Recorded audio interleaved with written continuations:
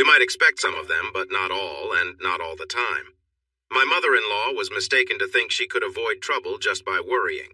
It arrives unexpectedly, like a thief in the night whenever it chooses, and you can't predict it. This story begins on a Saturday night. Alice and I had come home early, feeling energetic and ready for a special evening together. In bed, I turned to Alice and shared a kiss, feeling close to her. We enjoyed each other's company, and I loved her warmth and softness. "Oh," she said, "do you have something planned?" "Maybe I do and maybe I don't."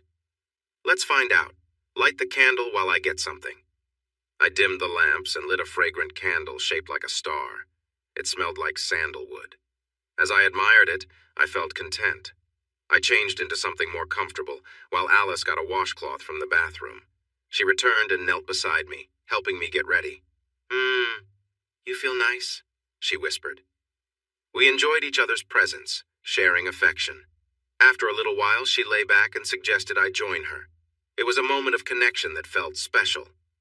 The next night was New Year's Eve, the night before everything changed. We were excited about the celebrations in Las Vegas with our friends Bill and Jessica. We planned to let loose and have fun, remembering the good times from years past. I didn't know what was to come, but neither did Alice. Then, a dark storm entered our lives, Richard. "Richard, why are you here?" I thought, feeling the tension rise. I know we were content before he arrived. I was happy, or at least I felt settled. Alice was my wife, and I loved her. But sometimes, some of us always seek something more, something beyond the ordinary. That's all I meant. We enjoyed spending time together and had a nice home and yard that we both worked hard on. People often commented on them. The local newspaper even featured our yard in a Sunday photo shoot a few years ago. As for our intimacy, it was different after being married for over a decade. It was much calmer than it had been years ago. There were some things we used to enjoy that we stopped talking about. But it wasn't bad, just quieter. Sometimes I looked at adult content online, but I wasn't seeking out other women. I didn't think Alice was unhappy or looking for other men. Why did we have to go to the New Year's party? I like parties, socializing, and having a few drinks. Alice, on the other hand, hasn't enjoyed them as much. I often made excuses for her not to go. She could have stayed home and enjoyed watching the New Year's celebrations on TV, which she loved. I guess she thought I would be upset if she stayed home again, or maybe it was to see our friends. I'm not sure why events turn out the way they do. Isn't it interesting how events play out? Things have to align just right. Sometimes small choices lead to big changes. If only we hadn't run into Richard. If that hadn't happened, other things might not have occurred either. We certainly didn't seek him out. He hadn't been a close friend for a while since his career changed direction. He moved from being a lawyer to something quite different. He once told me about a film he made that won an award, and I remembered reading about it. It was quite different from what he used to do. He invited me to watch it, and while I had to admit it was well made, Alice walked out during one scene because it made her uncomfortable. So maybe it isn't just adult content, but something bordering on it. It makes you wonder what one considers acceptable or not. His situation might be serious enough to handle the new government rules. Along with a movie, Richard sent us a card that offered free tickets for a cruise to his resort island in the Caribbean, an island known for romance. Why? Because he used to be my close friend. Or maybe he just wanted to show off. I told him thanks, but I couldn't go because of my wife. He has clubs, websites, and a legal business in the Nevada desert. I never got a free trip there. He gives personal advice and different services. This all started from an idea he had about where the money was and what he wanted to do. We stopped seeing him when he left his wife, who had been very supportive of him. At least, that is what she hinted to Alice. She probably would have stayed with him forever if she could have, but at least he made sure she was taken care of. You can see where this is going. The old story of my best friend and my wife.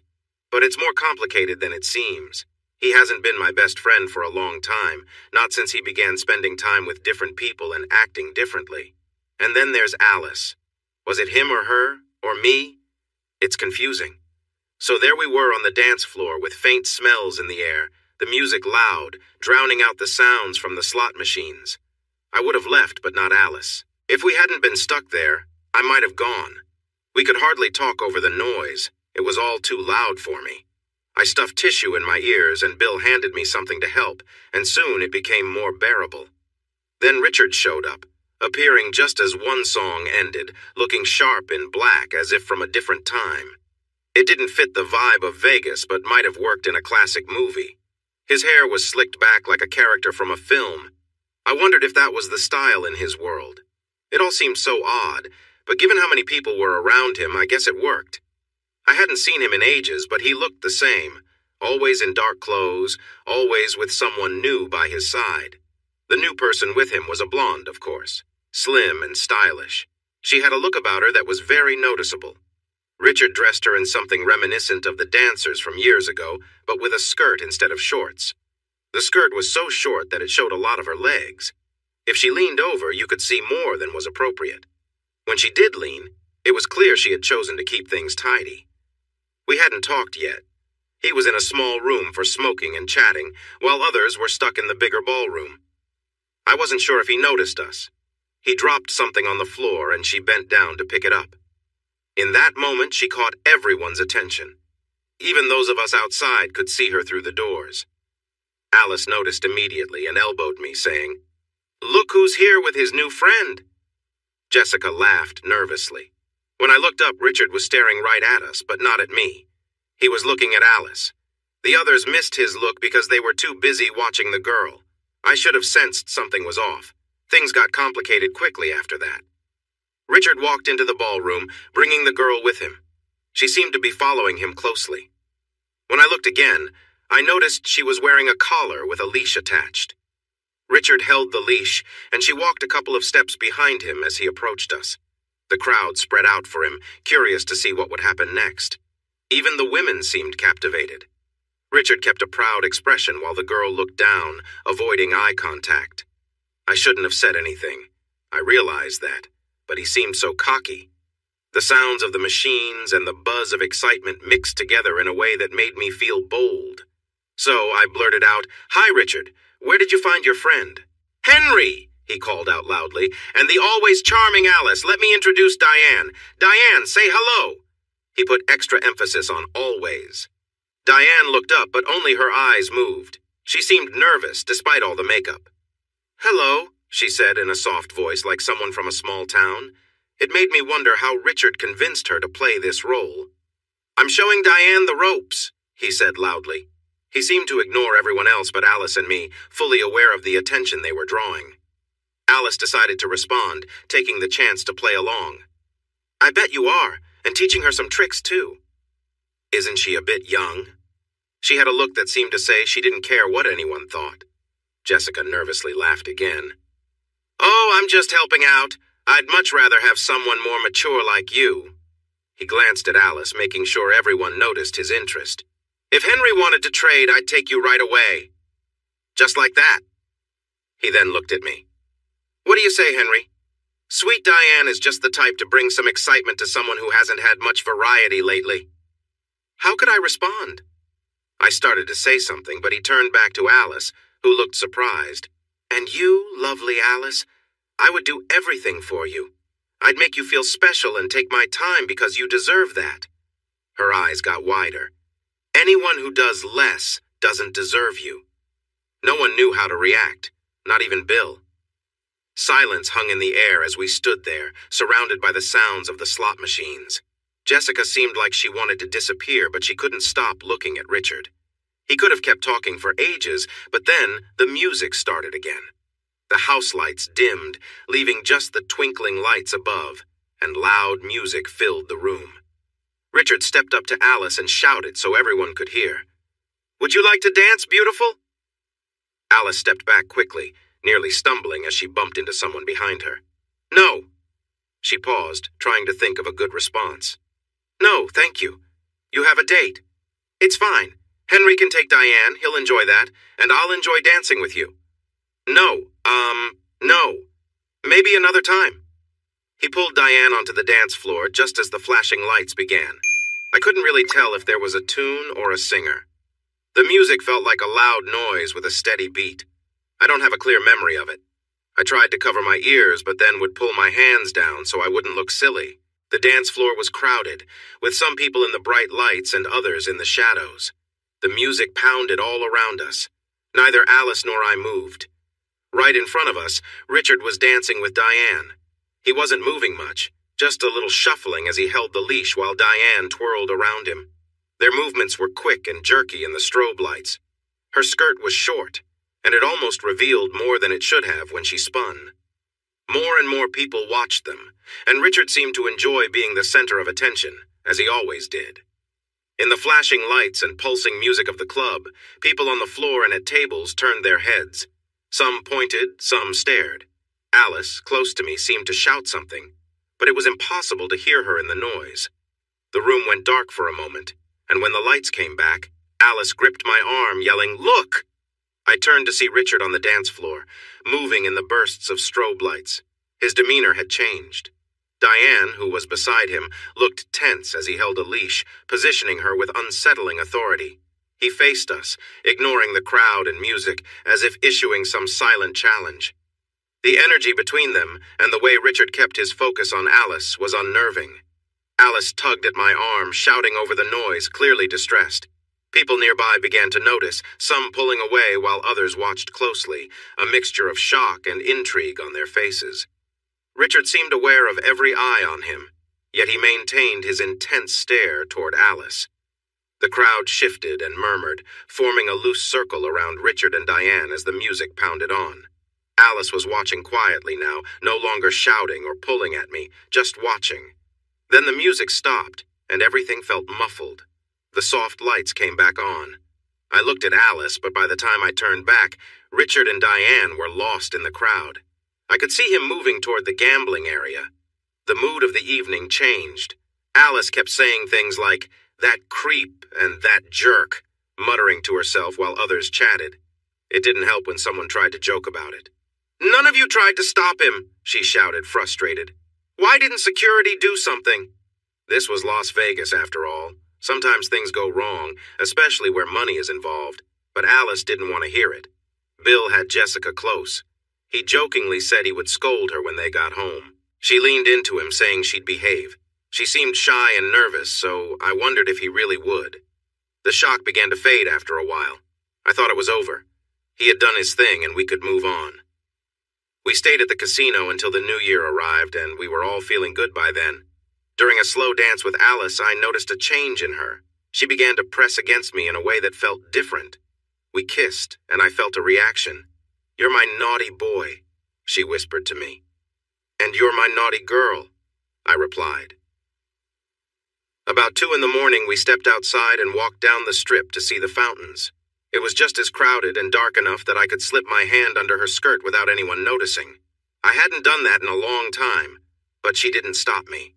I remembered a quick glimpse of Richard and Diane, and I moved my hand until I felt softness. Then I explored further. As the fountains danced to old music, she leaned against me, pretending to watch. Suddenly she pointed toward some bushes where a man was leaning and a woman was nearby. She leaned closer to my ear and asked, "Would you like me to do that?" "Yeah. Right now." I knew it wouldn't happen. It never had. Some women may do it during intimate moments or as something special, but most are not comfortable with it, despite what movies might show. Some might get brave just once and feel proud about it. I'm not arguing with that. But Alice had never crossed that line with me. Alice and I were growing closer lately, almost like we'd rekindled something between us. We enjoyed each other's company in a way that felt new, even if life continued as usual. Then, a few days after New Year's, something shifted. I noticed it right away when I came home from work. Alice was different somehow, quieter, as if something weighed on her mind. "Hi, honey, I'm home," I called out, but she barely looked up from chopping vegetables. I leaned in to give her a quick kiss, but she didn't respond much. "Everything okay?" I asked. She sighed, not meeting my gaze. "I'm just tired, Henry. Dinner will be ready in about half an hour. Why don't you go watch the news?" She avoided eye contact, and her voice sounded distant. I could tell something was wrong, but she wasn't about to say what it was. Dinner was unusually quiet. Alice left the table before the news ended, her mood still cold and distant. I was confused. It didn't feel like we'd had a fight, but something was clearly off. Later, while I was clearing the dishes, Alice surprised me by wrapping her arms around me in a sudden hug, holding on tightly. I felt relief wash over me. "I'm sorry," she said softly. I'm really just tired. Let's go to bed early tonight, okay?" In bed, things felt warmer between us. She came over to me, a spark in her eyes that I hadn't seen in a while, and she held my hand as we made our way back to the bedroom. The way she reached out to me made it feel like we were rediscovering each other all over again. I gently traced my hand along Alice's leg, giving her chills with each touch. Her skin was soft and warm. I could feel how close we were, and I leaned in, enjoying the moment. She was holding me, her gaze warm and steady, showing she was fully there with me. Afterward, I felt a wave of relief, as if any worries between us had faded. The next evening, when Alice came home late, she seemed genuinely happy. I was making dinner, and she walked over, wrapped her arms around me, and said, "I love you, Henry." Throughout the night, she'd give me little hugs and kisses, and each time she'd whisper, "I love you." Later, as she got ready for bed, I came over, playfully wrapped my arms around her, and she laughed. "Do you have something planned?" "I know just how to make you smile," I replied, and we shared a light-hearted moment, both of us laughing together. When I went to the bedroom, I set a candle on the nightstand, watching its gentle flicker dance across the room, filling the space with warmth. Alice joined me, wearing a soft robe I'd given her years ago, something she usually kept tucked away. We shared a smile, feeling completely at ease, and just enjoyed each other's company. The warmth in the room mirrored the comfort we felt with one another, as if nothing else mattered. "Have you lost it?" She started to take off her clothes. "I want some more of what I enjoyed last night." "Oh, well, we might have some more." Indeed we did. She experienced pleasure again. It was similar to the previous night, and I watched her get more excited until she reached her peak, but when it was done, she didn't ask for more. "Let me take care of you, honey." I lay down, and she began to touch me. She sprinkled some powder, making everything feel ticklish, which was almost too much for me. I wanted to hold her, but she knelt so I couldn't. She continued for a good while. Then I felt very close. "I'm getting close." She paused. "Just trust me." So I relaxed, and she continued until I reached the end. She cleaned me up with a warm, wet cloth. We loved each other a third night in a row. But the next afternoon, she seemed distant and moody. It felt like the first day all over again. "What's wrong? I'm just tired," she said. I thought it would pass like before, but that night was different. She hardly spoke, and I could barely get a kiss before bed. The next night, she came into the room while I was watching TV, helped me, and started to be intimate. She said little, "Just get your pants down." I was surprised by her actions. Then she stayed with me until I finished, holding me close. I felt confused but also happy. What had changed? Then things took an unexpected turn. When she was done, she wouldn't let me return the favor or do anything else. She stood up and left me there. She didn't respond when I tried to connect with her later. I felt like I was back in the doghouse. Before long, it became clear she was permanently distant. By permanently, I mean a few days until she decided to leave. There was little conversation and no intimacy, as she spent her time reading or using her computer. She was often gone, working late at the office and needing to shop alone on the weekends. I tried to keep myself busy so I wouldn't think about why things felt so off between us. After our intimate moments, she seemed distant, and I couldn't figure it out. I felt confused. I wished that was the worst of it, but it only got tougher from there. On Monday, when I got home, Alice wasn't there.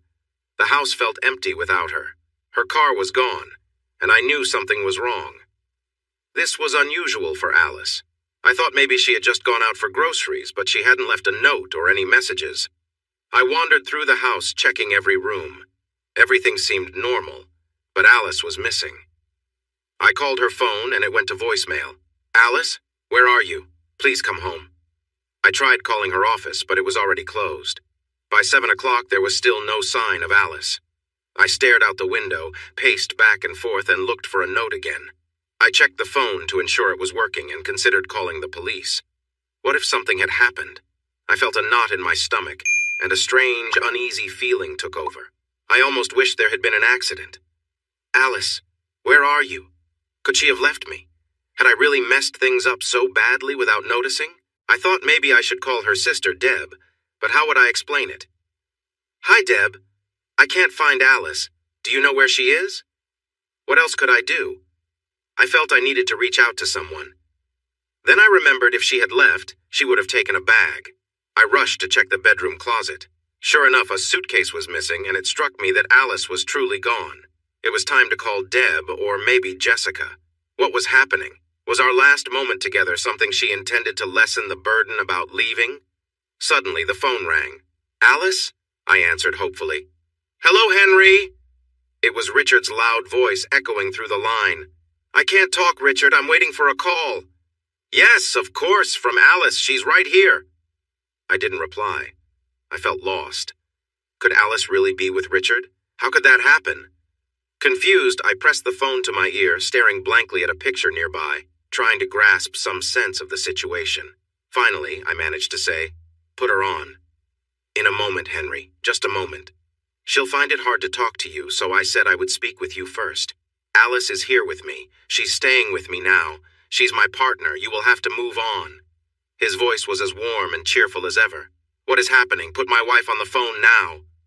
Of course, Henry, but please try to stay calm. This is hard for her, and she just wants to find some happiness in her tough life. There was a crackling sound as he passed the phone to Alice. Henry, I'm sorry. I couldn't tell you, but I had to leave. I felt trapped. I couldn't take it anymore. What do you mean? What's going on? I don't understand, Alice. I love you. Please, come home so we can talk. No, I am not coming back. I needed to start fresh. Please stay away. The line went silent. Short, clear sentences came to mind like steps fading away. But there was no clear reason. She was sad. She wanted out. Why now? There had been some distance lately. Just a week ago, she loved me. What changed? What caused the sadness? Richard's phone numbers are private. I tried calling everyone I knew, but no one picked up, so I left messages everywhere. Richard, I need to talk to Alice. Have her call me or come by or anything. Richard, please, we must talk. I need to understand. I called Deb. Henry, she replied sharply. I don't know what's happening with you two. She told me she was making a change. Let me finish. It was just today, this morning. What did you do? What did I do? I tried Jessica next. Bill answered. What did you do, Henry? I can't believe Alice would just leave like that. Some women, sure, but not her. Jessica hadn't heard anything either. You would reach out to everyone you could think of if she belonged to you. If it was the only thing you could do at night, calling people who were nearly strangers to tell them you lost your wife. Did they know anything? Had they heard anything? Our whole circle found out soon. She left with him? He's that well known. Yes, she did. At least none of them asked what I had done to make this happen. I struggled to remember things clearly from that night and the next few days. I was too frantic to think straight. Around midnight, it struck me to drive to Richard's place. It's a private community, surrounded by tall trees that thrive in the dry land. I had the guard at the gate call the house. He spoke briefly, looking at me every so often as if I might cause trouble. I'm sorry, sir. He's staying at a different place tonight. The staff doesn't know when he will be back. I asked the logical question and got the answer I expected. No, sir. We can't share his location. What was he doing with Alice while I was here, lost in confusion? He had her completely to himself, didn't he? I fell asleep on the couch, waiting for a call that never came. I drove to Richard's office building at dawn when everything was quiet, and I waited in my car until people started to arrive. At 9, I called Alice's office and spoke to her assistant. Another shock. She had quit last week. She hadn't even given them a proper notice. So she was changing everything in her life, cutting out everyone, especially me.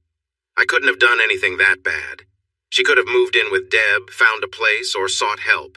It was all because of him, just him. That jerk. A dark limousine pulled into Richard's parking space, and I jumped out of my car and ran toward it without even closing my door. I didn't need to hurry. The passenger window rolled down, and I was facing some lawyer. Where is he? I need to see him. As you can see, Mr. Moriarty is not here. Also, you are not welcome on these premises. If you don't leave right away, we will have to ask you to go. But he has my wife. He took her from me. That is a matter between you and your spouse, not Mr. Moriarty.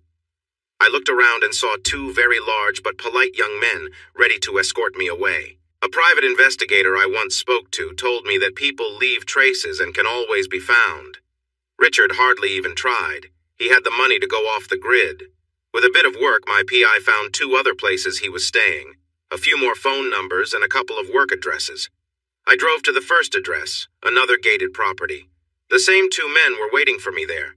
They followed me to find the next place, then to Richard's other work address, where 2 more men were waiting. I went home and started calling all his numbers, leaving messages everywhere. I called his offices repeatedly. His secretaries began to ignore my calls. Stupid caller ID.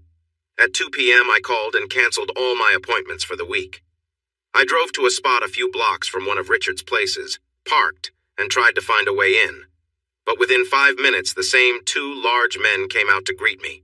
This time, they forcefully led me back to my car. "Listen, you need to stay away from Mr. Moriarty or you might regret it." Not quite as polite this time. I finally saw Richard when he came to meet me a few days later. I was sitting in the living room, staring at a wall, feeling lost without Alice, my wife, my partner. She was gone, out of nowhere, and with him. I jumped when the doorbell rang. There he was, accompanied by the 2 bodyguards, one standing between us. "Henry!" His voice was the same, warm and familiar. "I hear you've been looking for me. Where is Alice?" "She's fine, Henry." "Where is she? You took her. I need to speak with her." "She left you. It happens. Accept it, Henry. Move on. Find someone else." "What do you mean? What have you done with her?" I felt a surge of anger. It was in that moment that my hatred for him peaked. "Oh, you don't really want to know, Henry. I've had some interesting times with her. I might say we shared some fun moments. Things you never did?" I glared at him. Could I land a good punch before he could stop me? "What did you do? How did this happen?" Richard seemed a bit impatient. "Look, Henry, I charmed her, okay? I showed her I'm the person who can offer her what she's looking for. And it's true, I can. I encouraged her to see things differently." "How?" Henry, I can't explain everything. The truth is, many women respond well if you approach them the right way. Alice was no different. Men often think they need to be overly nice to get a woman's attention. But that's not what most women want. Some do, but not all. They often show who they are drawn to. They want a strong man, someone who is smart and successful. They look for someone confident and a bit assertive. For this man, they want to feel special. He lingered on the word special, stretching it out. They might not admit it. They think they want equality, but it's true. Once they commit to a man, they often go along with what he wants. Did you ever notice that many change their views to match his? A lot of women start doing things just to make their partner happy. It happens in many areas, not just relationships. If he takes the lead, that's often how it goes. That's why some stay with men who mistreat them. They feel they can't imagine life without him and will do anything to feel important to him. And Alice. You want to know how I got to Alice, don't you? It was easier than you think. I charmed her over the phone. By the second call, I knew I had her interest. You wouldn't believe how easy it can be with those who think they're tough and try to prove it by being rude, but you wouldn't know that, Henry. You've never had to charm someone like that. He finally revealed something useful. She never told you I called, did she? He'd called? Of course he had. Probably that first day, sometime after lunch. Things started to make sense. Finally, I spoke. And she talked to you? I can't believe it. Believe it, he laughed. She was always curious about me, but she acted like she didn't care. I thought she really didn't like you. Richard laughed again. I'm not fooled by what people show on the outside, he said. She thought she should dislike me, but in her mind, I was someone special. I could give her a lot, and I became the man she dreamed about. I'm sure after my first call, she was thinking about what it would be like to be close to me. Maybe even before that, after the New Year's party. That's how it goes, Henry. Women don't just think about fun. They enjoy it, sure, but first, they want a connection. They start imagining a relationship, and that can lead to wanting more. His beeper went off. He took it out and looked at it. I have to go, Henry. Just so you know, this call was just to let you know. You should give Alice some space. She doesn't want to talk to you, and I hope things don't get tense. But who knows? Maybe someday we can all be friends again. For now, if you need to leave a message, call this number. One of the young men handed me a business card and they left. The next day, a CD arrived. The doorbell rang again, and I knew it was bringing more bad news. It was a courier who handed me the CD. What was I going to do with it? I went straight to a CD player and played it. It was a recording of Richard's first call to Alice, his way of bragging. It made it clear that everything he said was true. Richard had charmed Alice just like he claimed he had. I thought he was one of the most honest people I'd ever met. I still have the CD. It's stored carefully, and I saved the recording on my computer so I could listen to it whenever I wanted to feel upset. Listen. Hello? Hello, lovely Alice. This is Richard. And what brings you to call? Henry isn't home yet. That's fine. I'd rather speak to you anyway. You're much more interesting. Well, I don't find you interesting. I don't enjoy shows of cheap thrills. Thrills? The other night? Oh, Alice, do you really think I pushed Diane to do something she didn't want? I'm sure she enjoys the attention, especially in a crowd. Of course. Dear Alice, it was all part of the fun. Didn't you see how excited she got? We planned everything together so she could live out a fantasy she had. I thought you understood that. I saw it in your eyes. What drives people often comes from a place of imagination, and New Year's helped Diane feel that way. Oh, I'm sure it did. How about you? Just a usual day at the office. I shape my life around dreams. You know this. It has given me success and freedom. And people want what I offer. Maybe some women like that, Dick, but not me. What I saw on New Year's was more than just an act. Don't be so hard on yourself, dear Alice. You find me more interesting than you say. And I find you very appealing. But it was only partly a show. It was a performance. She agreed to the rules before we began, the rules of the fantasy. She had to stick to her part. If it were just an act, she wouldn't have felt so alive. She needed to know I could play my role well to make her dream seem real. If you'd like, I could ask her to explain it to you. You really think so highly of yourself? She was done with the playful talk. On the recording, Richard bursts into a genuine laugh, feeling totally at ease before he replies, well, yes, about the first part. He laughs again. But I'm not so full of myself that I think I can just walk in and everyone will find me charming. It's all much more complicated than that. Another laugh follows. Oh, you don't just create a fantasy? I thought you could do anything in a dream. She probably thought she was being clever, but he didn't skip a beat. Oh no! Good fantasies need imagination and lots of detail, but they also need careful planning. That's why most people's dreams don't go anywhere. One needs to master them, explore them, think through the steps and possibilities, and manage everything. It requires action. That's what turns a fantasy into more than just a wish inside when you're with someone. Alice stays quiet. There's a long pause in the recording. You're very quiet, Alice. Why don't you share a dream? With some thought and conversation, it can grow. Finally, she speaks, her voice softer, without the excitement it had before. I think I should go now, Richard. I'm not one of your clients. I'm a happy married woman. I'm not interested in your games. Of course not, Alice. Richard's tone shifts, softer and more serious. I never meant to suggest that. I'm sorry. I'm not that bold. But you do have dreams, ones you don't talk about. You act in predictable ways at predictable times. Perhaps those dreams come to you when you're in those moments. Maybe they inspire you even before you start. They are your own private thoughts, not even shared with Henry. A short silence follows. He doesn't let it linger. His timing is skillful on the tape. Tell me I'm wrong, Alice. Be honest. She finally responds, sounding weary. Everyone has dreams. They make life brighter. I'm definitely not going to share mine. Of course not, Alice. I apologize once more. I'm sharing what I do. I help people bring their dreams to life, and I charge them for it. I charge a lot. I tell them everyone can have more in their lives, and that's true. Later, they come back and pay me more to explore their dreams or to dream up new ones. There's always the chance for more. Imagination is what makes life enjoyable for those who think. You know yours can be more. I help people with that, and they find it valuable enough to pay me well. In this moment, she tries to lighten the mood with a laugh that sounds a bit forced. I don't know why I let you talk like this. Like I said, I'm not going to be one of your fantasy girls. He laughs genuinely this time. And yet here you are, talking to me when you could have hung up long ago. He chuckles again and adds playfully, I guess I'll just have to keep my dreams of you to myself. She laughs again, still a bit strained. Yes, I guess so. There's a pause. But I don't think I like the idea of you dreaming about me. You don't have my permission to do that. But as you mentioned, everyone has dreams. I'm just more open about mine. That's why I'm good at this. Why it's my work, because I'm not like others who might hide their feelings. Then he sounds more serious. And they're mine. I don't need approval for them.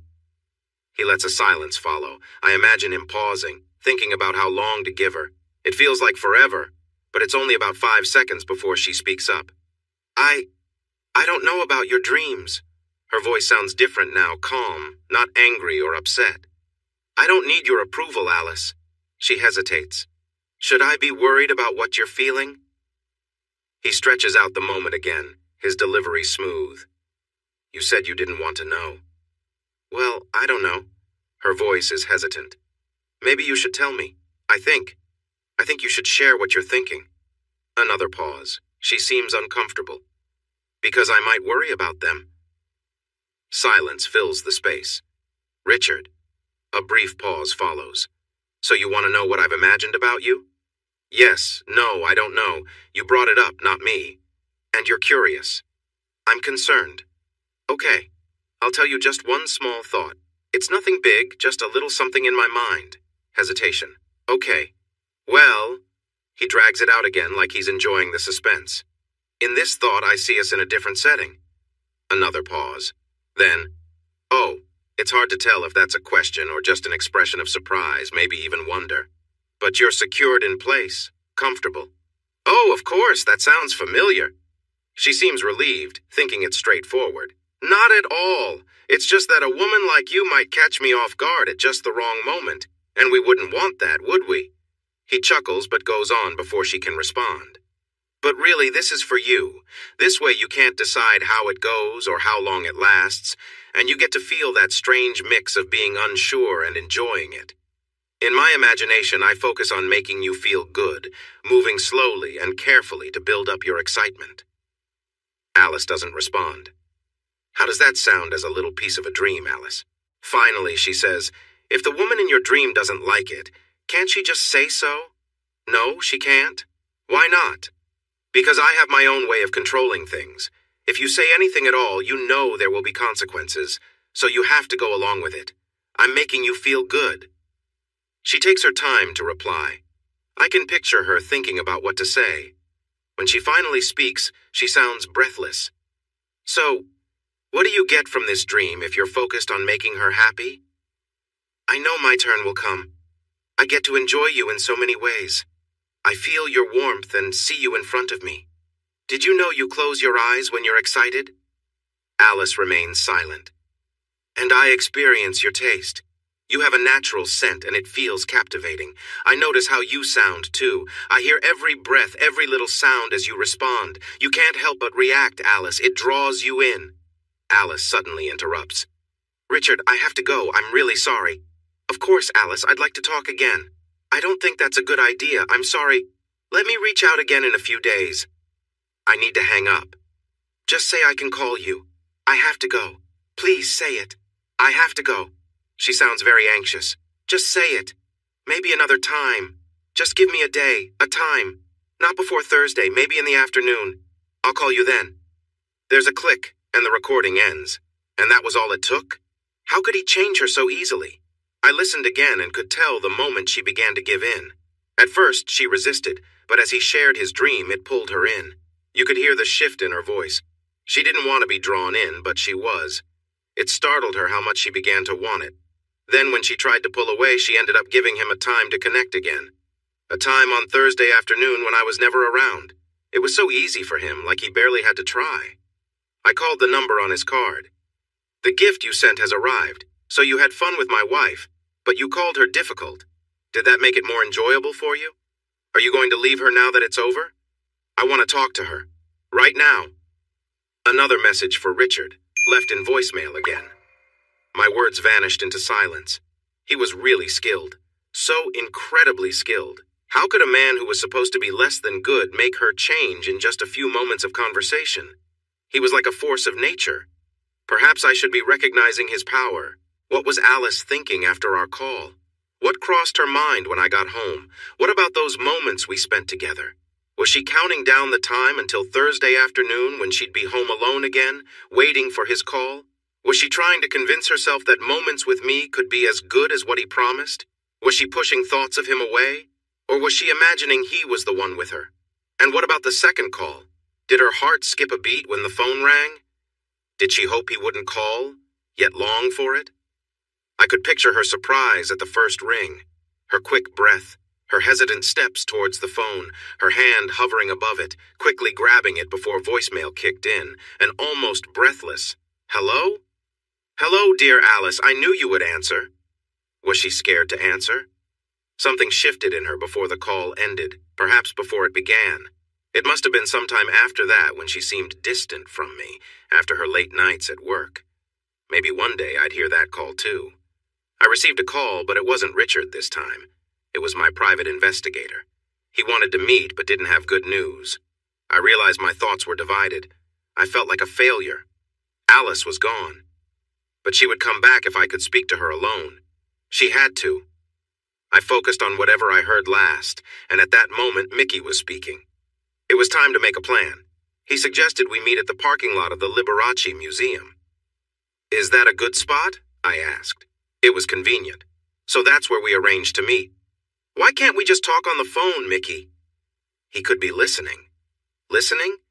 He has plenty of money and is using people to keep you apart. It makes sense to be careful in my line of work. I had to think about that. Anyway, Henry, getting to Moriarty's place isn't going to happen unless you're up for doing some very risky things with very dangerous people for a lot of money. And you still might not succeed, or you might even end up in trouble. Yeah. So if you want someone to help find Alice, I suggest you call the police. For an adult who ran away? Yes, because nobody has really heard from her, and if you say he has taken her, they might feel they need to check on her. And I doubt he will give them a hard time if he can avoid it. Probably not. Well, I don't know, but it can't hurt. I almost laughed for the first time since Alice left. Who should I contact? I have a friend. He'll want a photo. Other than that, I can keep watch if you want, but it will cost some money. I can keep looking for more places, and I'll let you know if I see them out and about. When I got home, I found Richard had called me back. Yes, Henry, I enjoyed spending time with little Alice. She seemed to enjoy her time with me, too. Isn't it always like that? And yes, her being a bit tough made it all the better, but she won't be tough again. No, she's completely changed. You wouldn't believe how different she is. I plan to keep enjoying our time together. Goodbye. That night I dreamed of Alice. She was lying on the bed, her pale skin marked with bright colors, moving restlessly, her eyes almost closed, her mouth slightly open. I felt so overwhelmed, but I couldn't reach her. I was on the floor and couldn't crawl towards her. I could see her, but in the dream I felt blind. I could hear her soft sounds while I tried to crawl closer, but I couldn't get to her. The days went by and Alice seemed to drift further away. I wondered, how has she changed? What does she look like now? Does she ever think of me? The next week I received another voicemail from Richard. Hello, Henry. So you had to call the police, did you? Do you know how much trouble this could cause? We'll be polite, of course, when the officer visits, but I may have to teach Alice a lesson for this. I called him back immediately. What have you done to her? Have you hurt her? He answered the call. Henry, what makes you think I would harm sweet Alice? He laughed with a warm tone. Let her tell me that herself. Trust me, she's fine, really fine, but she can't talk right now. I suppose I should say she's unavailable. That laugh again. What's wrong? Oh, nothing at all. She's just feeling a bit down for now, getting some discipline. What do you mean by that? Oh, you can read about it. I didn't make it up. There was a study about animals. They kept monkeys in small spaces for a long time to see what happened. It affected them badly, I'm afraid. What have you done to my wife? Nothing, Henry. Really nothing. Don't worry too much. She's not in a real pit. I just kept her from seeing and moving around a bit. What do you mean? Don't stress, Hen. You what? She's doing fine, really. Well, maybe not super happy at this moment. She's feeling pretty low, you know. Probably sad and talking to herself, wishing I would let her out. What are you talking about? But I'll change things soon and make her feel better. A little shift in how she's sitting, some gentle touches. She'll be thankful by the end of the night. You should see her, Henry. She lights up like fireworks, and it makes her easy to handle. Anyway, I hope you have a nice evening. He hung up. I tried calling him many times that night, but he didn't pick up or call me back. Instead, he did whatever he wanted with her while I called in vain. My other calls were to the police officer Mickey mentioned. I called every day and left messages about Richard's claims. The officer was really polite. I thought they must all go through the same training on politeness. While I waited, I bought a phone recorder to keep myself busy. It was a week before the officer came to see me. Standing at my door, what news did he bring? Did some wives want to go back to their husbands? I knew the answer was probably bad. Mr. Jekyll, I looked into your calls. I visited Mr. Moriarty's place and spoke with Richard Moriarty and Alice Jekyll. For now, that's all I can do, and I suggest you drop the issue. What do you mean? I went there as a favor to Mickey Edwards, who is an old friend. But there's no crime here. Your wife is with Mr. Moriarty by her own choice and doesn't want to come back. My investigation is over for now. How is she? What do you mean? How is she doing? She's okay. She was doing okay. Are you sure it's her? Mr. Jekyll, he handed me her photo. It is her. She's a bit thinner than this picture and her hair is shorter, but she looked fine. Did you talk to her alone? No. They were together, but I spoke with her. Everything seemed normal, nothing unusual. What does that mean, unusual? He looked at me with that flat cop expression I always find uncomfortable. Then he sighed. All right, this isn't exactly relevant, but a few years ago a performer living with him came to file a complaint. She said he had hurt her and locked her up. There were some signs of struggle. We checked into it, but then her lawyer had a chat with his. She changed her mind about the charges, saying it was a mix-up. They got along after that. She wouldn't testify against him, and they had a private agreement, but it seemed like he paid her off well. She got married and moved away. That's the end of that story. I didn't know that. It was never in the news. If it weren't for that case, I wouldn't have looked into this, even for Mickey. And it turns out there's nothing wrong here. She didn't have any marks, any injuries? No, none that were easy to see. She wore a long-sleeve shirt, fully buttoned at the wrists and neck. A strange look crossed his face for a moment. Anyway, I'm not going to ask her to show me anything. I can't do that. Even if I found injuries, it wouldn't change anything. Why not? Because they're adults. This is Las Vegas. There's a huge world of different lifestyles here. People choose how they want to live. And that's it? That's it. There was one thing that worried me. He was too controlling. You see that a lot in this line of work, and I've learned to notice it. He held one of her hands and kept his arm around her the whole time. He always jumped in to answer her questions. That's all. It wasn't too strange, and she didn't seem scared. She said she was happy there. Trust me, let it go. If I were you, I'd file for divorce. How long had it been since Alice was out of my life? How many weeks? What do you do when love turns into an obsession? How long since I slept through the night? I kept dreaming about her, waking up repeatedly, thinking I heard her, just chasing shadows. I tried to work but felt exhausted. I knew it was time to let it go and find myself again. So I asked Mickey to help find the showgirl, but Mickey couldn't locate her. What do you mean you can't find her? You said anyone can be found. I may have stretched the truth a bit. It doesn't mean I won't find her, but it's been tough. I'm still searching for her real name. Her real name? I only know her stage name for now, which is, oh boy, Bambi McPherson. No, yes, Bambi. Yeah, a performer. Who's disappeared? Let me ask you something. Are you sure she's even still alive? What would finding her change? So Richard mistreated another woman? So what? He was wealthy. He might have mistreated many others, but he seemed to take responsibility when called out. What would this woman tell us? He controlled me. Maybe he pushed her too. But she left him and got something in return. Alice could always leave when she was unhappy with how she was treated, unless things had changed. What if his behavior became worse over time? What if mistreating women and letting them go was no longer enough for him? What if Alice was the one he decided to take it too far with? Would anyone ever find out? Would someone someday find parts of a dried-up body in the desert? When Mickey found Bambi, I jumped at the chance. He had her name, an address, and more. She lived in Sacramento, married to a doctor, and her name was now Eleanor Friedman. Mickey even got her home phone number. But when I called and said I needed to talk about Richard, she hung up on me. She claimed she didn't know him. Just like that, the line went dead. I flew to Sacramento. It felt like 2 steps forward and 1 step back. I was so tired. I wondered what it would be like to sleep forever without waking up. I thought about giving up. Alice was gone for her own reasons. Still, the guard at the gate called Mrs. Friedman's house. It was the same story. When he gave my name, they said she wasn't home.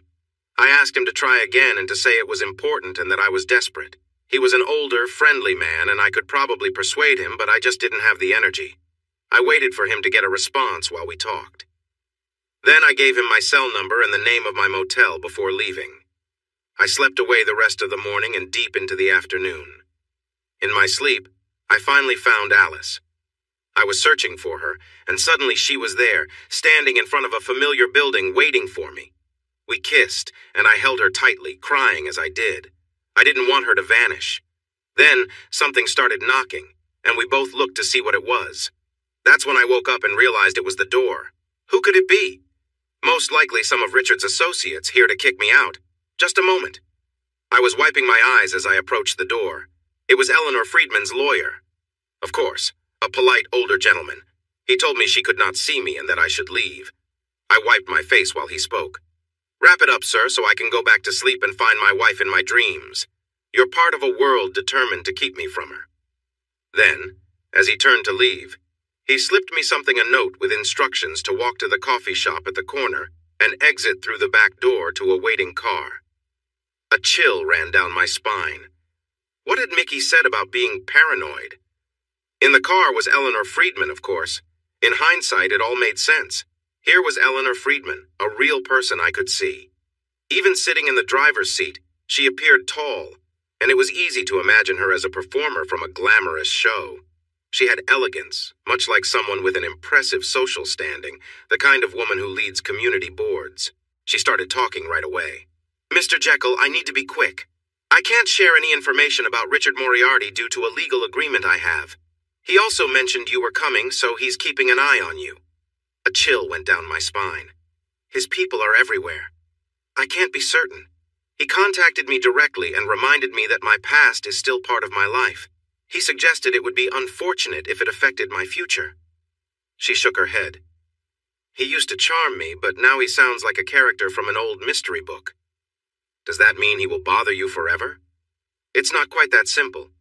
My husband is aware that I was a dancer, and some friends know too. It's not illegal, but I wouldn't want everyone in the medical community or the synagogue to find out.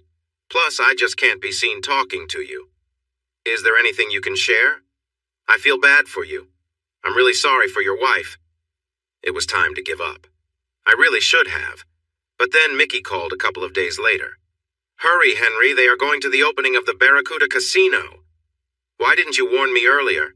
You have about 45 minutes. I arrived just as Richard's limo stopped. I moved through the crowd toward the red carpet. Then I saw them. She was stunning in a sleek black dress, elegant and wearing long gloves with shiny details.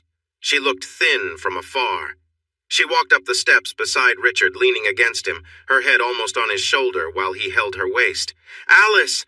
Alice! She looked up and paused. She glanced my way, but I was too far behind. Frustrated, I tried to get closer when casino security surrounded me, led by Richard's polite young men. I'm sorry, but we need to take you with us, sir. Everyone was staring, and I felt wild. I glanced back toward Alice, but by then they were heading into the casino, and I lost sight of her. Alice! They pulled me away and kept me in a small room for about an hour while I protested. Then they released me without any explanations or warnings. That was it. Later, Richard called again, leaving a long voicemail when I got home. Henry, I'm truly impressed by your determination. You followed us all the way to Sacramento. Most people would have given up by now. Just remember, she's only a woman.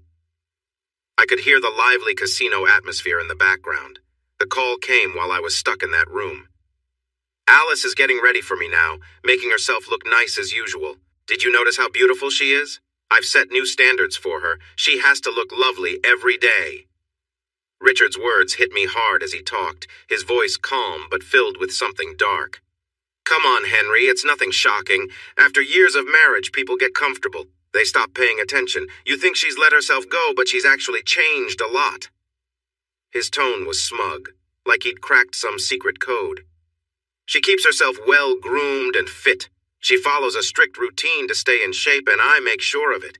She's disciplined and committed.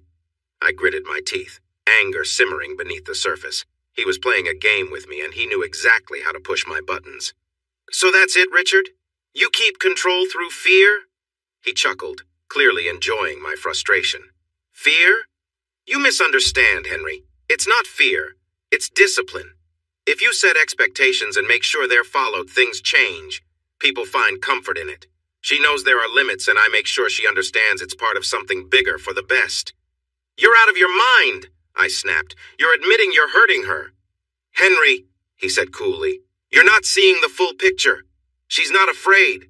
She's learning to be who she was meant to be. It's part of the plan, the structure, but I guess you wouldn't understand. Where is she? What are you doing to her? I demanded, unable to hold back.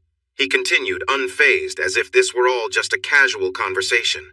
I'm helping her, Henry. That's all. Giving her a new perspective. I clenched the phone, frustration boiling over. You're not helping her, you're manipulating her. Richard's response was chillingly calm, mocking even. Oh, Henry, think what you want. But know this, everything I do is with purpose. There's always a plan. But you know, these are all just dreams. They are what people crave or discover they crave. Everything. And I don't even have to create them. You come up with ideas pretty well. I tried to sound sarcastic. Oh, you poor boy. Don't you know where these ideas come from? Don't you see the fantasy stories and romance novels, and all those educated women who read them and get excited? I find lots online that are much worse than anything I could ever act out. That's not real life. Let me finish. Even if many people online don't seem to know much. Anyway, I get plenty from my own experiences. Let me speak with her. He sounded a bit frustrated again. Let's change the subject. You could use some lessons. Your parents were from England, right? Didn't they admire Queen Elizabeth I? The Virgin Queen? Good Queen Bess? A role model for women in power? That's probably why they named your sister Elizabeth and you Henry. What's your point? Do you know what the real Queen Elizabeth did with people who caused trouble? She had them punished in awful ways. She had them tortured, hurt in many terrible ways, and imprisoned. Have you heard of any of that? Enough. And then she had them executed. Stop it! She had them hanged and then treated very harshly. Do you know what that means? First, they would be hanged for a while. Then they would take them down and stretch them out. This was all in front of crowds. They would disfigure them to make it more painful and shocking. They would cut and open them in front of everyone. You would hope to be mostly gone by then because they would burn your insides in front of you. Finally, they would cut out your heart and show it to the crowd. Stop talking. But it didn't end there. Their bodies were cut up. Their heads were displayed to everyone, and their parts were placed where people could see them. That's what Queen Elizabeth did. That's ridiculous! It's true, Henry. Now he was raising his voice, but then took a breath. One thing you should know about me is that I tell the truth. In fact, she wanted to make the suffering even worse, probably because she was fiery. But her advisors convinced her that what they did was enough if done correctly. This time, I couldn't find any words. You think she didn't enjoy watching it? I knew Richard was a man who enjoyed control, weaving himself into people's lives with an unsettling grip. His tone was mocking, recounting old fantasies and the desires he'd seen in others. He leaned heavily into how people's wants drove them to him, as if he merely read their wishes. What are you doing to Alice? I asked, my voice steady but my heart pounding. Oh, nothing so dramatic, he replied smoothly. I'm simply taking her to Cannes, and after that to my private resort for some time away. I trust you won't follow us. I thought that was the last of it, but 10 days later he sent me an email. There were several attachments labeled by name and number. Each was a photo of Alice.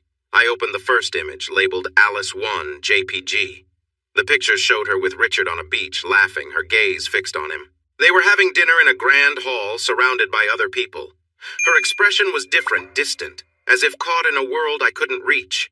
In some photos, she looked contemplative, glancing at others around them while Richard talked to her, his control evident even in her expression.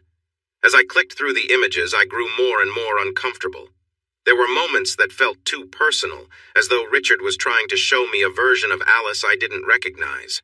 The setting became more secluded, a tropical hut, with Alice seated and looking out with an expression that was hard to read. It felt staged, yet her eyes seemed lost, her presence somehow absent. I paused before opening the last image, dread filling me. Richard had carefully chosen each picture to unsettle me, knowing the effect they would have.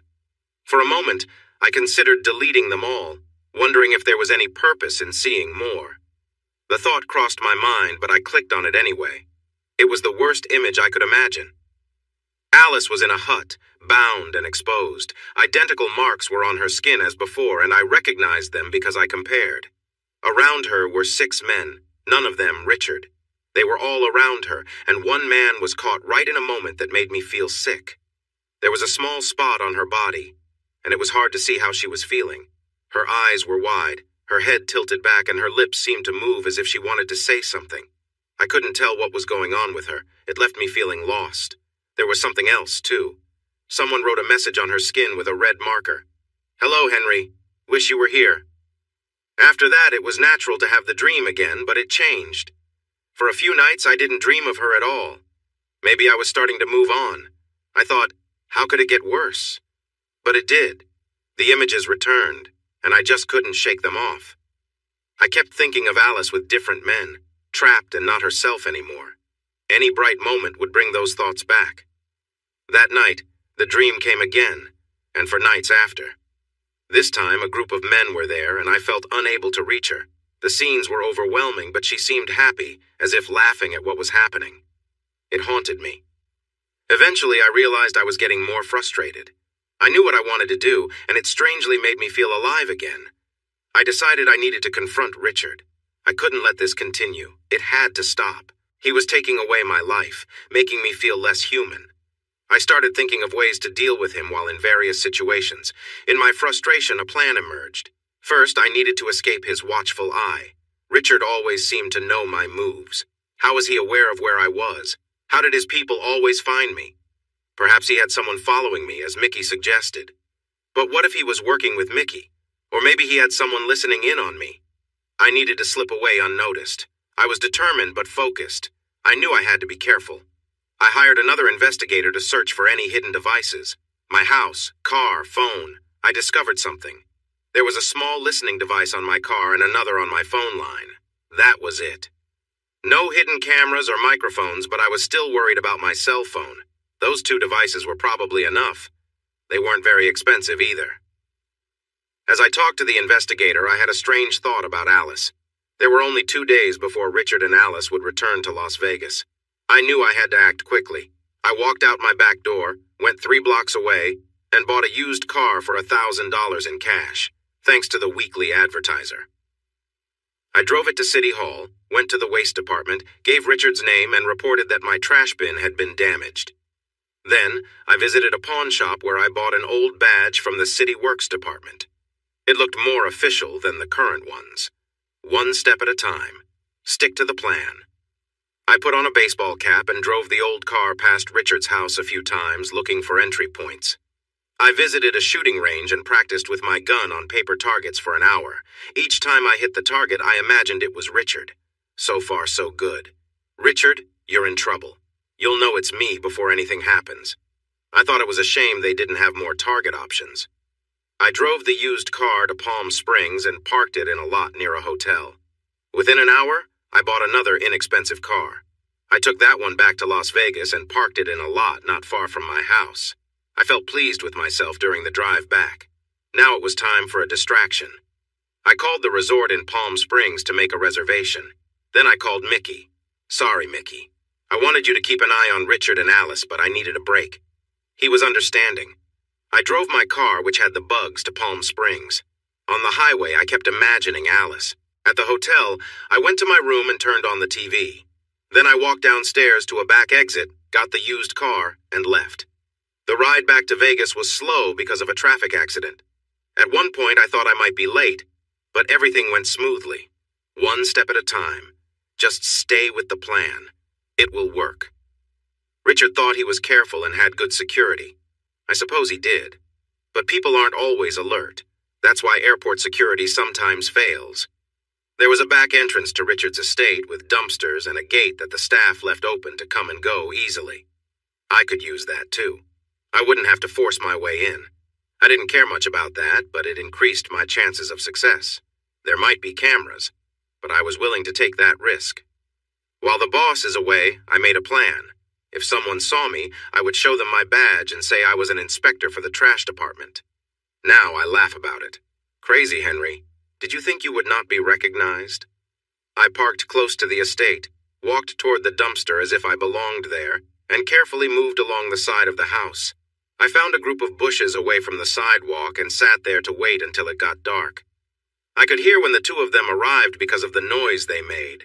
It went on for about an hour, and after that, many of the staff left. While they went out the back, I slipped in through a side door. I stepped into a closet and waited.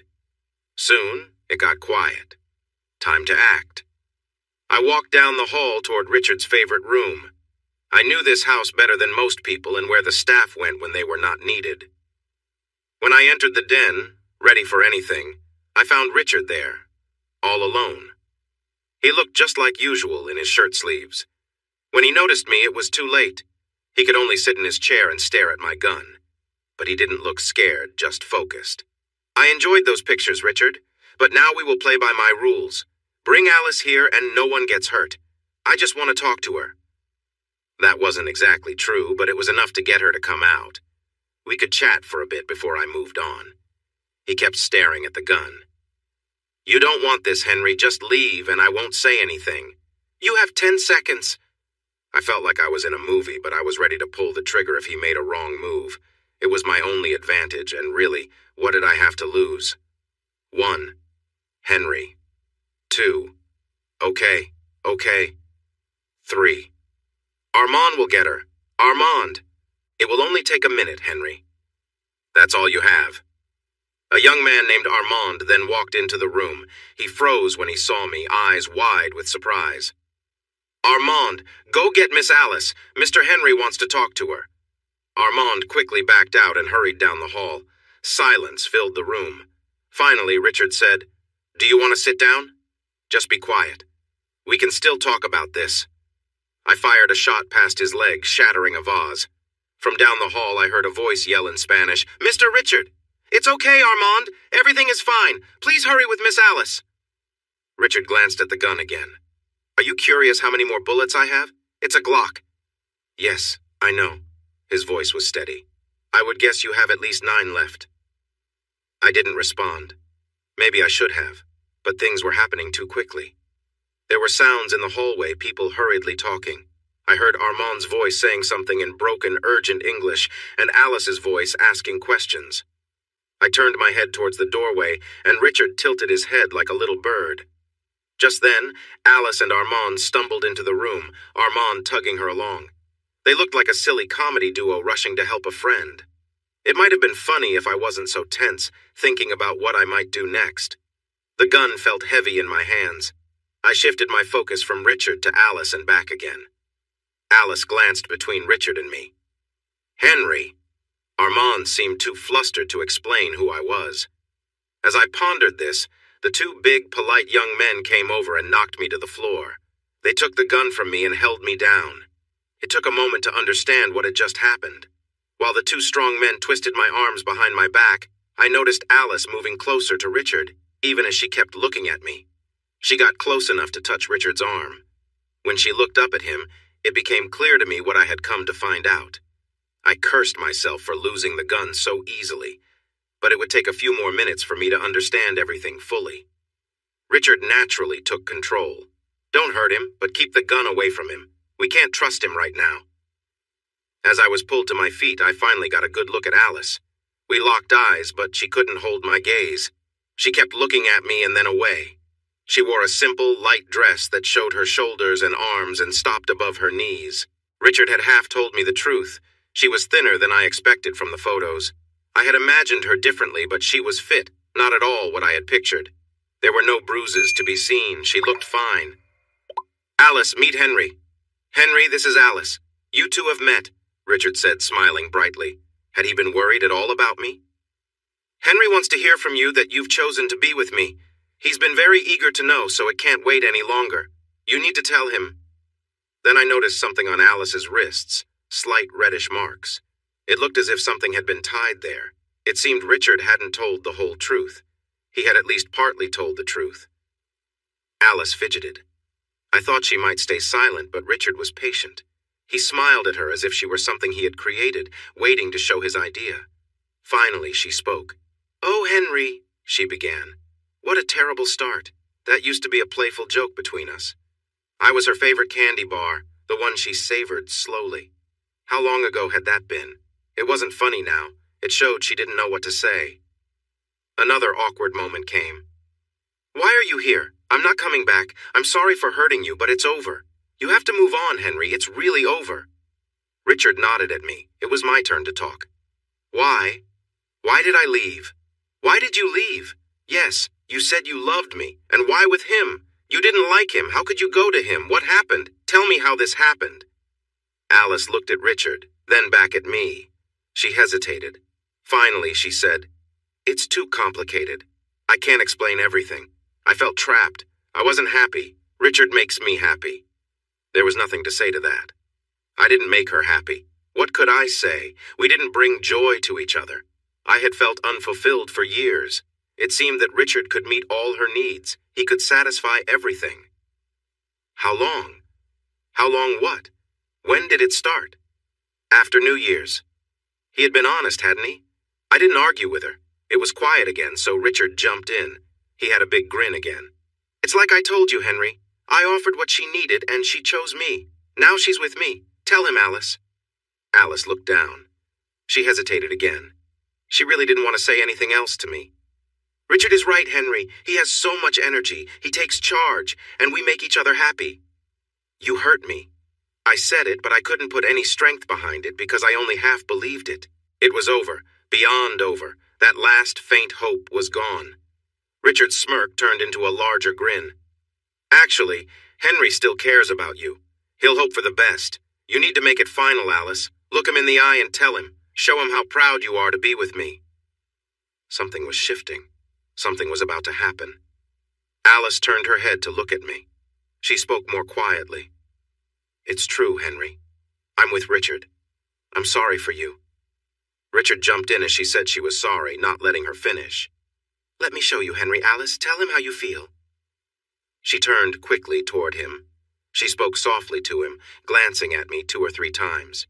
"Richard, please, not in front of him." In a way, it could have been almost sweet. She didn't want me to hear what she said. She spoke in a low voice, clearly upset. Richard's control over Alice was chilling, a harsh reminder of the power he held over her. He barely looked at her as he made his demands, his tone cold and unyielding. "Alice, you'll do as I say or you can leave right now," he told her firmly. She looked stunned, as though his words had hit her. "Please, Richard," she replied softly, her voice almost pleading. "You know I'll do anything for you, just not in front of him." But he cut her off, insisting that she follow his command without question. I watched, feeling helpless, as Alice reluctantly gave in. There was an emptiness in her eyes, a resignation that hurt to see. Richard continued to assert his control, directing her in a way that left no room for resistance.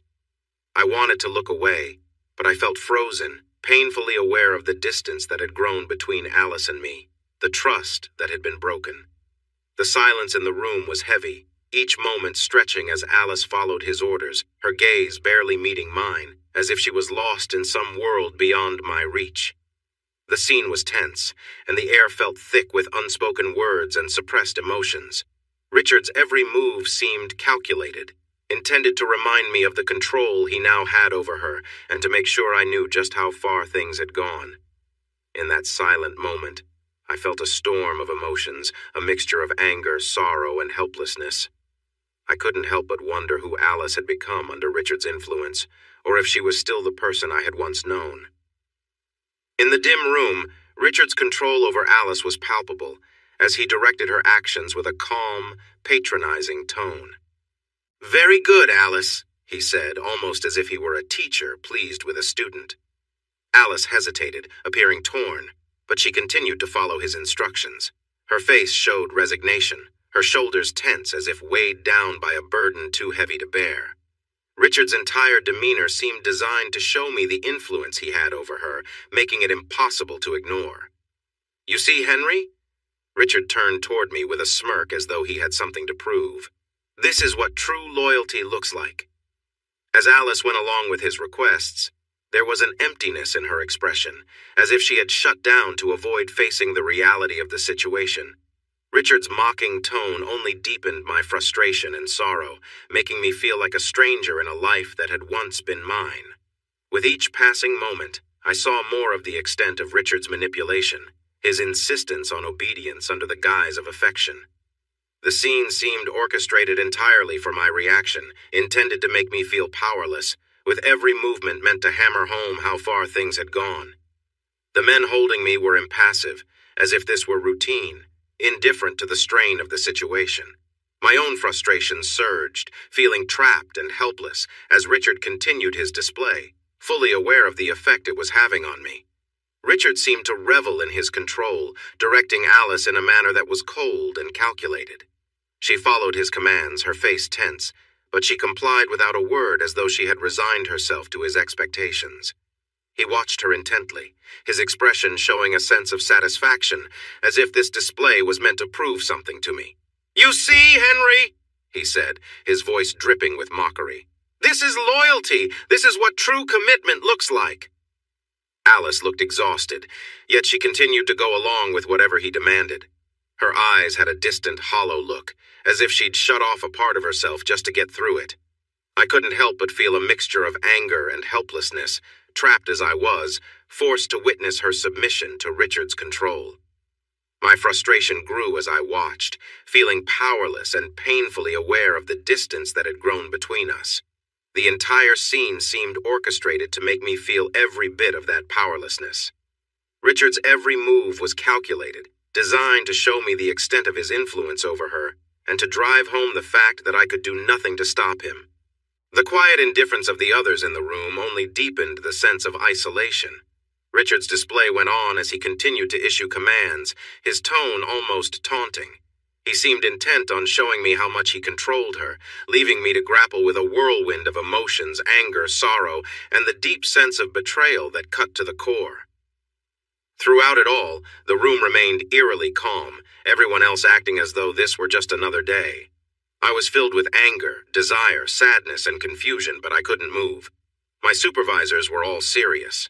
Armand stood with his arms crossed, looking down at Alice with a sort of contempt. Alice was sitting back on her heels, breathing hard. And Richard? He straightened himself up and tucked his shirt in, acting as though he was just getting ready to leave the men's room. "Well, there you have it, Henry." His voice was loud again. "That's how a trained woman shows her loyalty. Quite a display, isn't it?" I tried to respond, but he interrupted me. "There's just one more thing, Henry." I braced myself for something harsh, but instead he said, "I see you're still fond of this girl.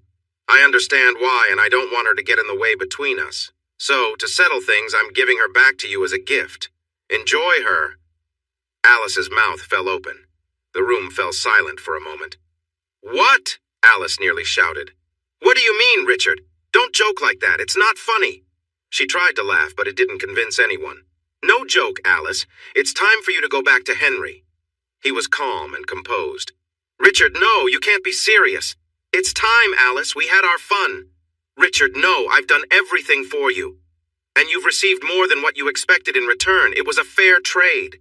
I gave up my entire life for you." She looked around the room, moving her head anxiously. She was wiping tears from her face. "My job, my marriage, Richard. Those were your choices. Time to return to reality, dear." "No!" She lunged at him from her knees, but he pushed her back gently. "Armand, can you get a few people to help Miss Alice?" "Richard!" Her voice was high-pitched and desperate.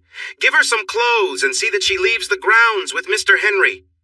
Out of nowhere, several men and women came in to assist Alice. They grabbed her arms on both sides as she struggled. She was crying and shouting, "Richard, no!" over and over, completely caught off guard. It may seem strange, but I wasn't surprised. I had a feeling from the moment he made her undress that he was ready to be done with her. This was the first time I had anticipated his move. Of course he let her go. He had gotten what he wanted, and there were many others waiting to take her place. She had been blindsided because, in addition to her mistakes, she had acted foolishly. As they started to take her away, he told everyone, "This is inappropriate behavior. From now on, Miss Alice is not welcome here." "Richard," I called out to him. "Yes. There's just one other thing. I don't want her anymore. I won't take her back. Take her back? Honestly, I came here hoping to confront her, maybe even force her to see me harm him. And now I felt upset that I hadn't done anything." Richard gave a big, friendly smile.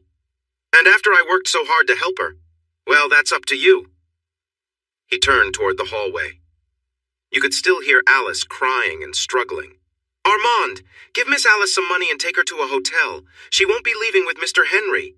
He glanced at the bigger of the two men holding me. "George, we need to improve our security.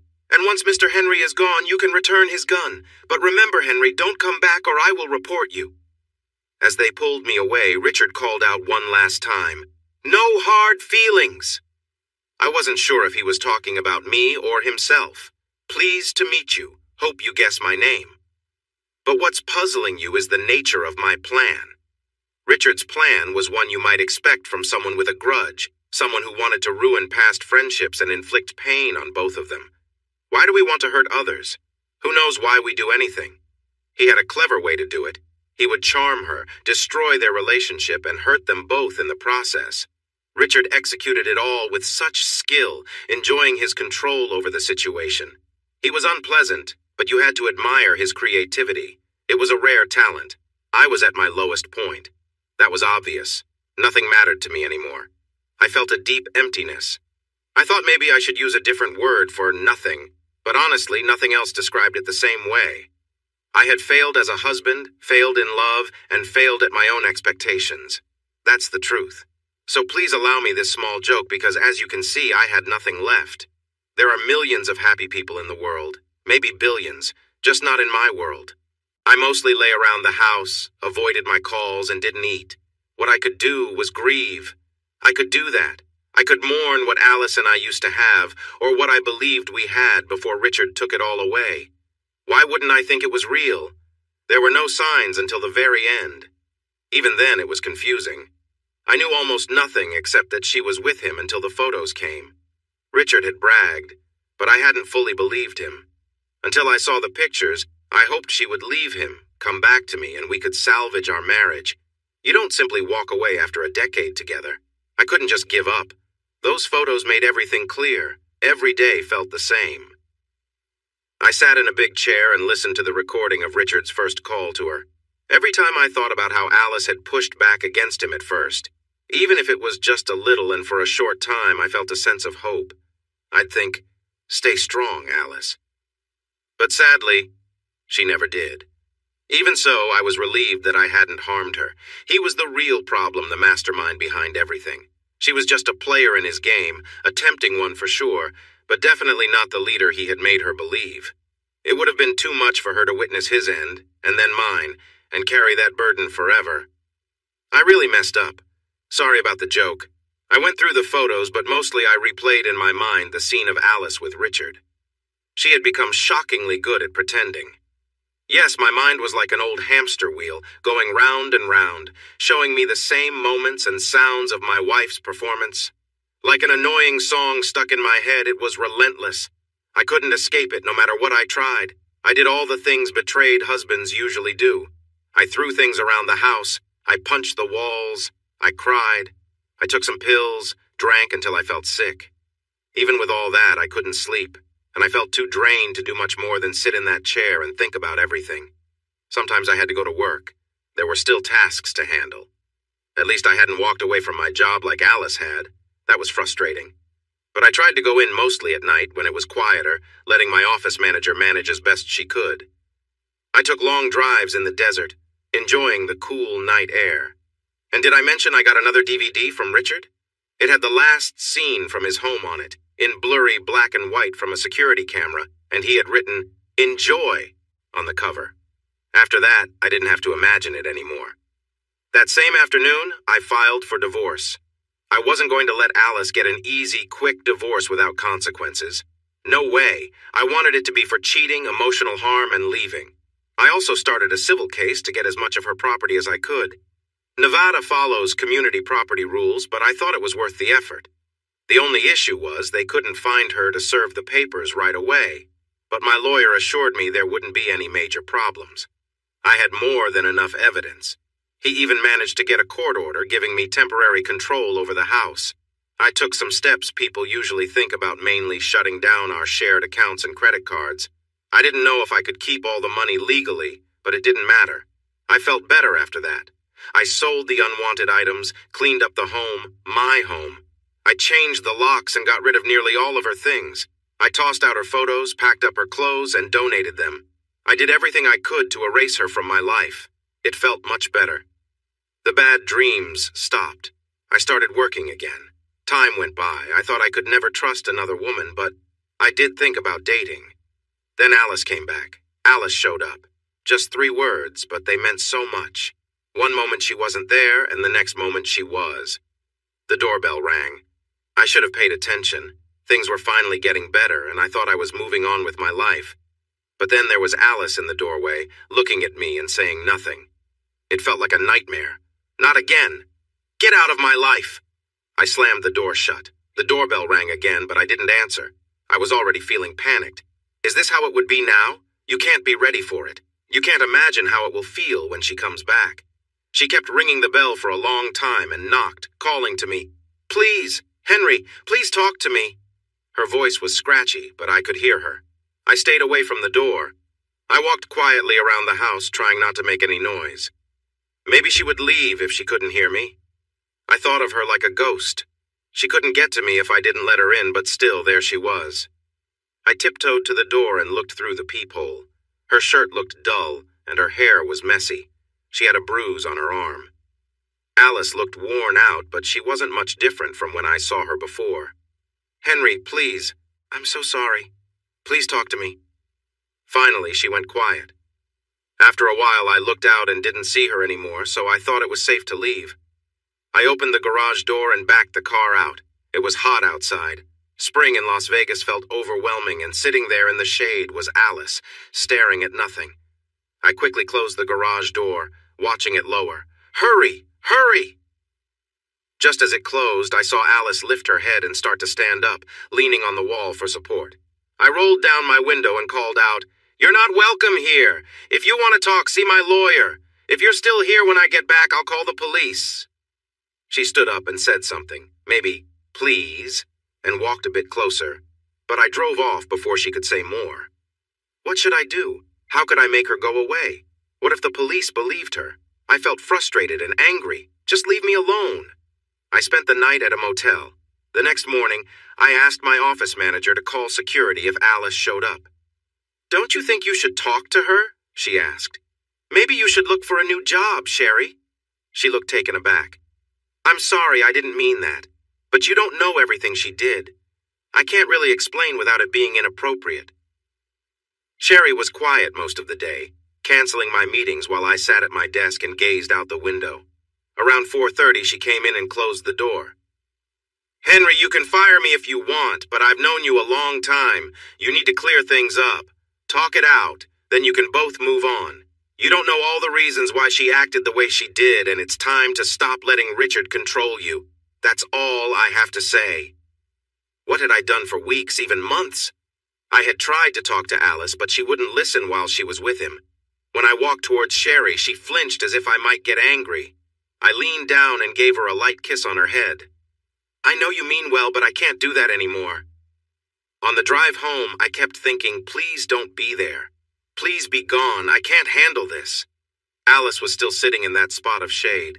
Was she going to stay there forever? It had been an afternoon all night and most of the next day. She could be in really bad shape. When I arrived, she slowly got to her feet, so she was alive. I wasn't sure if that was good or bad. I parked and closed the garage door. She didn't ring the bell, but when I looked through a side window, she was leaning against the wall, her face hidden in her hands. She looked sunburned. What should I do now? I filled a large glass with water, walked to the door, opened it, and held out the glass. Here. It took her a long time to reach me, even though she was only a few steps away. She took the water and gulped it down quickly. I took the glass back, and our hands brushed against each other. Stay here. I closed the door, went to the sink, filled the glass again, and returned to her. She paused once for air while drinking. After I took the glass away again and closed the door, I opened it a third time and stood in the doorway. What do you want? She hesitated, trying to find the right words. She made a soft, sad sound but had no tears.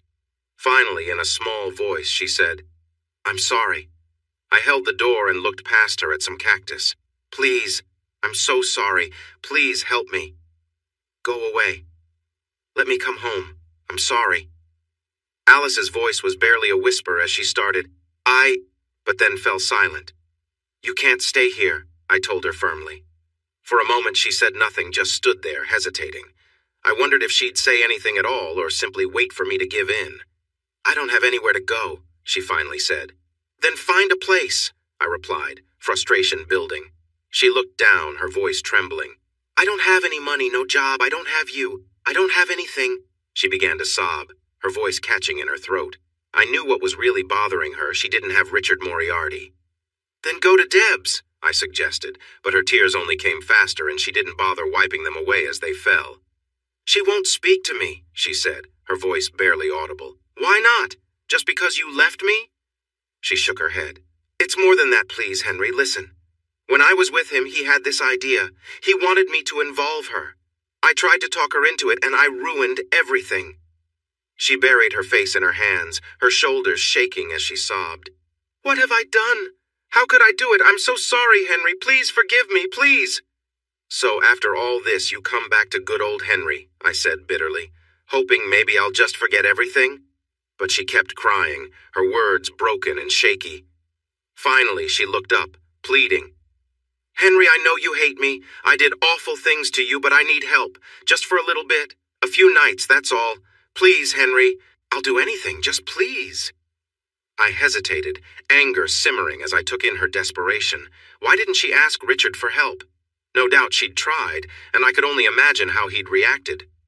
As I stood there, an idea came to mind, something that felt like justice in a small way. Fine, come in. I have something to show you, I said, leading her into the den. I put a DVD into the player and turned on the screen. Watch this, Alice. She looked uncertain, wiping her eyes, but when she realized what it was, she gasped, covering her mouth. No, not that. Please, turn it off. Why? You were the star, weren't you? I thought you'd want to see it. She shook her head frantically. No, please. Not so fun to watch now, is it? I said, my voice hard. Please, Henry, don't. I felt a surge of anger. And now you want me to be your safety net? After all you did, you have the nerve to ask me for help? She was crying harder now, desperate. Please, just let me stay for a little while. At least you didn't pretend you loved me, I said, the words sharp with bitterness. Without thinking, my anger erupted, and I slapped her across the face. She gasped, stumbling back, her hand over her cheek. As she turned back to me, I saw the red mark left behind, mirroring the hurt she'd caused me in so many ways. Henry glared at Alice, his anger boiling over. You said you'd let me do what I want. Well, this is what I want. He raised his hand and struck her across the face, feeling a rush as she cried out, both pleading and shielding herself from him. Please stop, she begged, trying to protect her face with her arms. He pulled her hand away. You'll get what you deserve, he said, his voice cold. She gasped in fear, but he wouldn't relent. Fueled by anger and frustration, he was relentless in his words and actions, forcing her to comply. As she tried to comply, trembling, he watched her closely, his anger overtaking all else. But as the moments wore on, Alice's pleas grew weaker, her breaths became strained, and she whispered, I can't breathe. Only then did he pause, noticing she was struggling to catch her breath, and that tears had started to run down her face. In that instant, something within him shifted. He stepped back, taking in what he had done, and a sense of shame began to seep in, clouding the anger that had felt so consuming only a moment before. He watched her struggle to regain her composure, but the weight of his actions began to settle on him. He turned away, leaving the room in silence, his thoughts spinning as he grappled with the anger that had led him to this moment. I realized she'd gone silent. No sounds, no movements. I let go of the belt and looked at her closely. Her arms had dropped, and she didn't react. I lifted one of her arms, and it fell limp. She was barely responsive, just making a soft, faint noise. A disturbing thought crossed my mind, but something else interrupted. My hands were shaking, and sweat covered my forehead. My pulse was racing. Anger and frustration washed over me, but they didn't bring the satisfaction I thought they would. I kept thinking she would try to escape, to fight back. But she hadn't even tried. Why? A strange feeling gnawed at me, and doubt started creeping in. I tried to push these thoughts away, but they kept circling back. She hadn't run. She hadn't fought. I wanted to ignore it, to hold on to my anger, but something shifted in me. The room felt heavy. A wave of dizziness hit me, and I had to sit down. I couldn't understand this feeling. It was like the fury that had fueled me was gone. I tried to think clearly, to focus on what I was doing, but nothing made sense anymore. My anger dissolved, leaving me with an emptiness I didn't recognize. After a moment, I pulled myself together and went to the bathroom. I splashed water on my face and took a deep breath, trying to steady myself. When I came back, I found her lying there, barely moving. She made small, quiet sounds, and I wondered if she was awake. Crouching down, I touched her gently, trying to understand what had happened. She opened her eyes wide and cried out, "No more! Please don't! Please don't!" She moved back until she bumped into the coffee table, then curled up tightly like a small ball. She looked at me in fear, her breath short and shaky as she begged, "Please don't! Please, please!" She started to cough again. "How much do you have to ask before it matters?" I raised my hand to show I meant no harm and slowly sat down on the carpet. "I promise I won't hurt you again," I said softly. I sat for a moment, unsure of what to say. "I promise." I moved toward her slowly so I wouldn't frighten her. I gently placed my hand on her arm, trying to comfort her while I looked at her injuries. "I promise. It will never happen again. I'm sorry." I couldn't believe how many times I had hurt her. Most of her injuries were just marks, but some had bled, and I feared more would start bleeding. "Stay here, I'll get some bandages." I focused on the task at hand, trying to push away my guilt. I was a monster. One thing at a time, I told myself, but deep down, I knew there was no right path forward. Alice trembled as I helped her lie down on a beach towel. She shivered while I cleaned her wounds and bandaged them. I asked her to turn onto her stomach so I could tend to her back. I spoke softly to calm her down, and she became a bit less nervous, but she was still shaking. She watched me carefully and responded to what I said, though she didn't speak. Her left cheek and lips were swollen. I had done that to her. I went to get an ice pack, which made her shiver more when she pressed it against her face. When I saw Alice, I felt regret rather than excitement. I saw the injuries I had caused. I avoided any contact that could be seen as inappropriate or harmful. Now she needed clothes. That was the next step. I searched the house and found an oversized Las Vegas shirt since there were no other clothes. "I'm sorry, I had to get rid of all your clothes. This will have to do for now," I said. She shifted a bit to help me pull up her underwear, and then she sat up so I could put the shirt on her. I supported her as she sat. "Can you stand?" I asked. She shook her head. She set down the ice pack, and I took both her hands to help her up.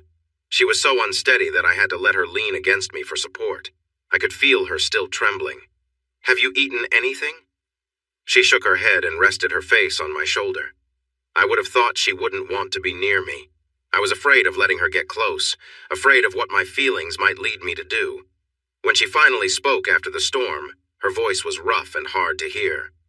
"Not much. I didn't have any money. I was taking risks at the casinos, but I got caught and then sent away. After that, I went to a soup kitchen." "What happened to the money Richard gave you?"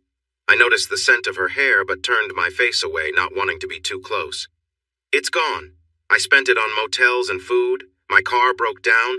I used the last of it to try my luck at blackjack." She coughed again and leaned back against me. "I lost everything, just like I lost myself." At that moment, my thoughts wandered far away. She could have accessed our money if she had really tried or had any skills to survive. I imagined her struggling with hunger and thirst near a casino's pool. I remembered that Nevada was a community property state, and I thought about the house and all her belongings that I had thrown away. What had happened to her? She used to be smart and sensible. I finally realized that she needed more help than I could provide. Well, come on. Let's get you something to eat. She leaned on me as we walked to the kitchen. I helped her sit down and poured her some milk. There were fresh grapes available, and she liked grilled cheese sandwiches, so I started making one. She watched me quietly while shaking occasionally, but her coughing seemed to have stopped. What was I thinking? That my anger had faded away. You knew that, didn't you? It was gone, and it didn't matter what she'd done. It wouldn't come back. She wasn't really my Alice anymore. I didn't understand how she had changed. She was just a lost soul, and I wanted to be kind to her. It wasn't about forgiving or forgetting. That would be impossible. What parts could I even forgive? It wasn't Alice who had hurt me. It was Richard. Sherry was right about that. I needed to stop letting him affect me. But Alice had done enough. She left me hanging, and it hurt. It was more than enough for me to feel lost. I never wanted to hurt her, though. Honestly, I couldn't say for sure what I might have done. That last situation took us to a place far from where we used to be. People leave all the time, it happens. There's even an industry that deals with it. You either fight or give that "it's not you, it's me" speech, even if it's not true.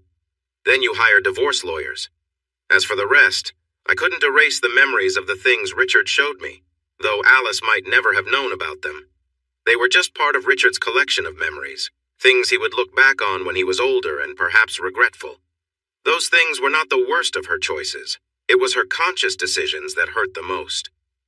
Finally, things came to a difficult point.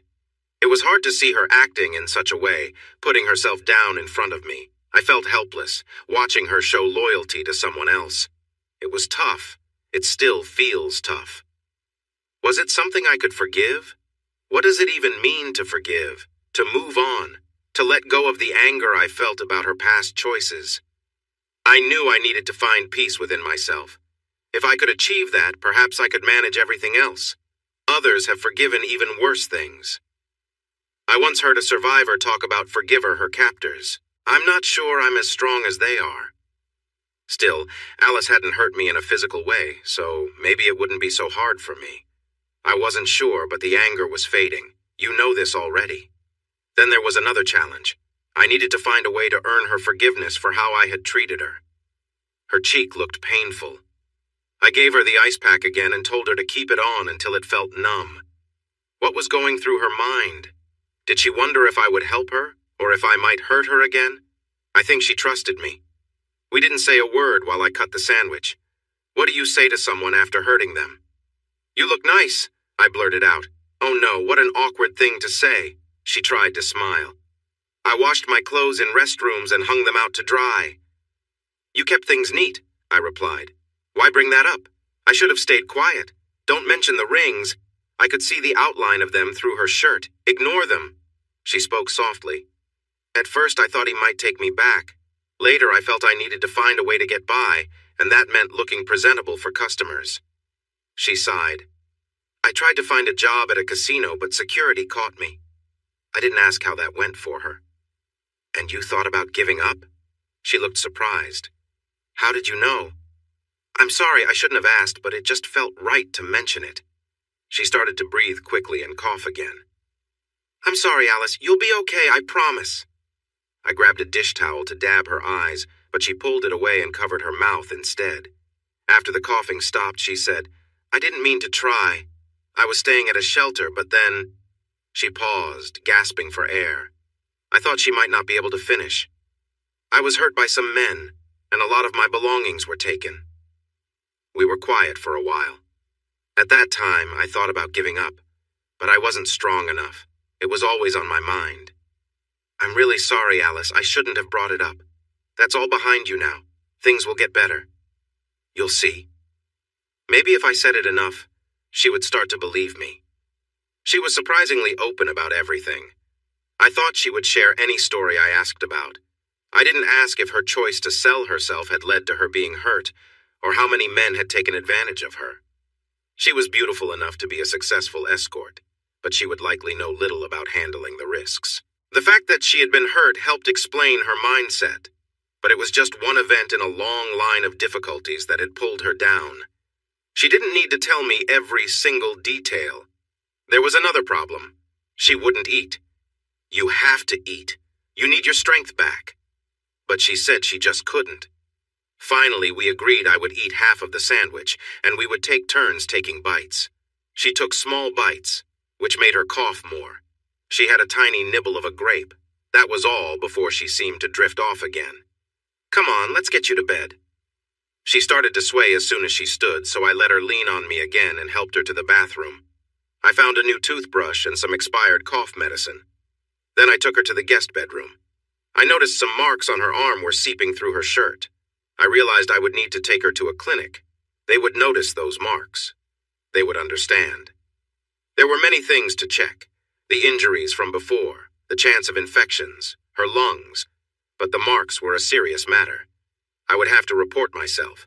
That could wait until tomorrow. First, she needed to be strong enough to care for herself. I rebandaged her while she sat on the bed and gave her a clean shirt. In bed, with the sheet pulled up, Alice looked even more delicate, and despite her swollen face, she seemed more beautiful than anyone I had ever known. Yes, I knew it was a foolish thought. It wasn't just her body that was struggling, was it? It would be easy to pretend I was a knight rescuing a damsel. Fool! We both needed time to heal. She wasn't even really mine, though I felt responsible for her suffering. She took my hand as I stood. Henry, the reason I didn't say I loved you. I stood above her, holding her hand. It's because I don't have the right to say that, not now. I can't put that on you. I could see she was about to cry again. My Alice? No, I keep reminding myself she wasn't truly mine. I sat back on the edge of the bed. I wanted to wrap her in my arms and carry her away. That fantasy again. Instead, I just held her hand. Don't you think you've suffered enough? That's not it, Henry. Alice, I'm not clueless. You still have some savings. Just a few days ago, you could have accessed our accounts. You own half of the house. You're doing well. She lay there looking up at me, holding my hand and not saying a word. I'm not sure she really believed me at first. She shook her head, but then she squeezed her eyes shut and held my hand tightly. I could tell she finally understood. I think you feel like you belong here, I said. But I don't think that's true. I remembered the times I was harsh with her and heard her pleading. Earlier I believed it, but I was wrong and I'm sorry for hurting you. I leaned down and kissed her forehead. It felt soft against my lips. I knew I wouldn't do that again. It's okay if you don't feel love for me. We'll work this all out. I needed to leave quickly. I didn't want to show weakness in front of her. There was nothing else to do now. I just had to wait. Alice was with me, but I felt alone. I switched through TV channels, picked up some books and magazines, then tossed them aside. I tried surfing the web, poured myself a glass of scotch, and left it untouched. I paced back and forth, thinking about driving through the desert again. But if I did, Alice might need me at night. So I continued pacing, sipping the scotch briefly, then putting it down. I kicked at the books and switched channels again. I took a navel orange from the refrigerator. It was cold and refreshing. I remembered how something similar had reminded me of her before. Why had she stopped wanting me around? I shouldn't think about that. It's part of everything that's happened. I took a quick shower, brushed my teeth, changed into shorts and a t-shirt, and stepped out onto the porch to clear my head. This was where Alice had stood for so long, feeling lonely and sad. I knew she was scared to reach out, but in her mind, I was her last hope. The desert air was filled with a sweet scent of blooming flowers. We were far from the casinos, and the stars twinkled brightly. My thoughts raced. I should call my lawyer before heading to the clinic. That made sense. Or maybe I could call Mickey Edwards. He might help me get out quickly so I could gather some clothes for her, something she could wear when she went to find proper things. How long would she stay with me? After all, it was her house, too. Everything felt complicated. It might be better if I found her a small apartment, and I should think about fixing her car. I'm sure she'd need some support. Wait, there was a shooting star. If only I believed in wishes, I'd hope for something good to come from all this. I inhaled the desert air, wanting to keep the memory of it with me. I'd miss it if I ended up in jail. Get a grip, Henry. Focus. I peeked in on Alice. She was sleeping peacefully, but the sheets were all tangled around her. I struggled to sleep for a long time, then I finally drifted into a dream about Alice. It was the same dream as always. I hadn't thought about it for a while. The dream with her on the bed and me on the floor. Then I woke up. Is she home? Of course, she's home. I needed to see if she was really here. I glanced at the clock and noticed something on the floor beside the bed, Alice wrapped in a blanket. She looked lifeless. Alice? What happened? She turned her head slightly and looked at me. I'm sorry, Henry, I couldn't be alone. I didn't mean to wake you. You looked so calm. If only that were true. Did you have a bad dream? No. I'm scared to sleep because I feel uneasy.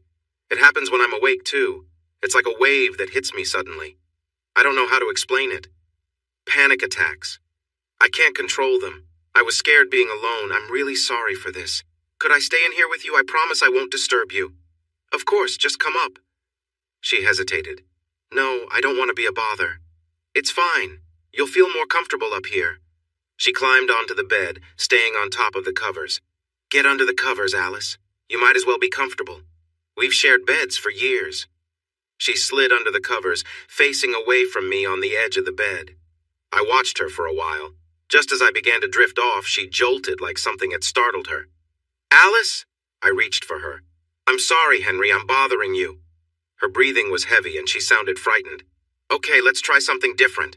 I took a breath. Let's cuddle. Henry, no, I don't want to disturb you. It won't bother me and it will help you. You need to trust me. Right now, I'll think for both of us. I had to believe it would help her, even if I was worried about myself. She didn't say anything. She shifted toward the middle of the bed and inched closer to me. I wrapped my arm around her. She took my hand and brought it to her lips, whispering, Thank you, Henry. You're a lost soul, but I'll help you. I'll look after you tonight and maybe for a few days until you feel better. You were important to me once, and I care for you now. I know we never fully understood each other, but I can see you need someone right now. I gave her hand a gentle squeeze. In a little while, her breathing became calm and steady, and I was able to fall asleep. Let's start with the fact that Henry, who might be seen as a hero now, went to sleep next to Alice, without being intimate. Who would have thought that would happen in a story like this?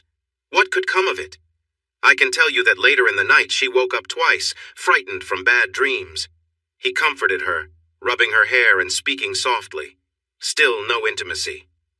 Personally, I think I would have found it hard not to be tempted. But let's set that thought aside, at least for now. She started coughing again, and it got so bad they had to use the last of the medicine. What about Alice's health issues and Henry's troubling past? If he thought about it clearly, he'd realize he really didn't want to get into trouble, and Alice's health made things even more complicated. He came to see this soon enough. He may or may not become a hero, but there were serious concerns if the authorities got involved. Alice had nothing suitable to wear for the hospital, and he didn't believe she could take care of herself emotionally or physically while he dealt with the situation. He was right, of course. Trust me on that. I'm the writer.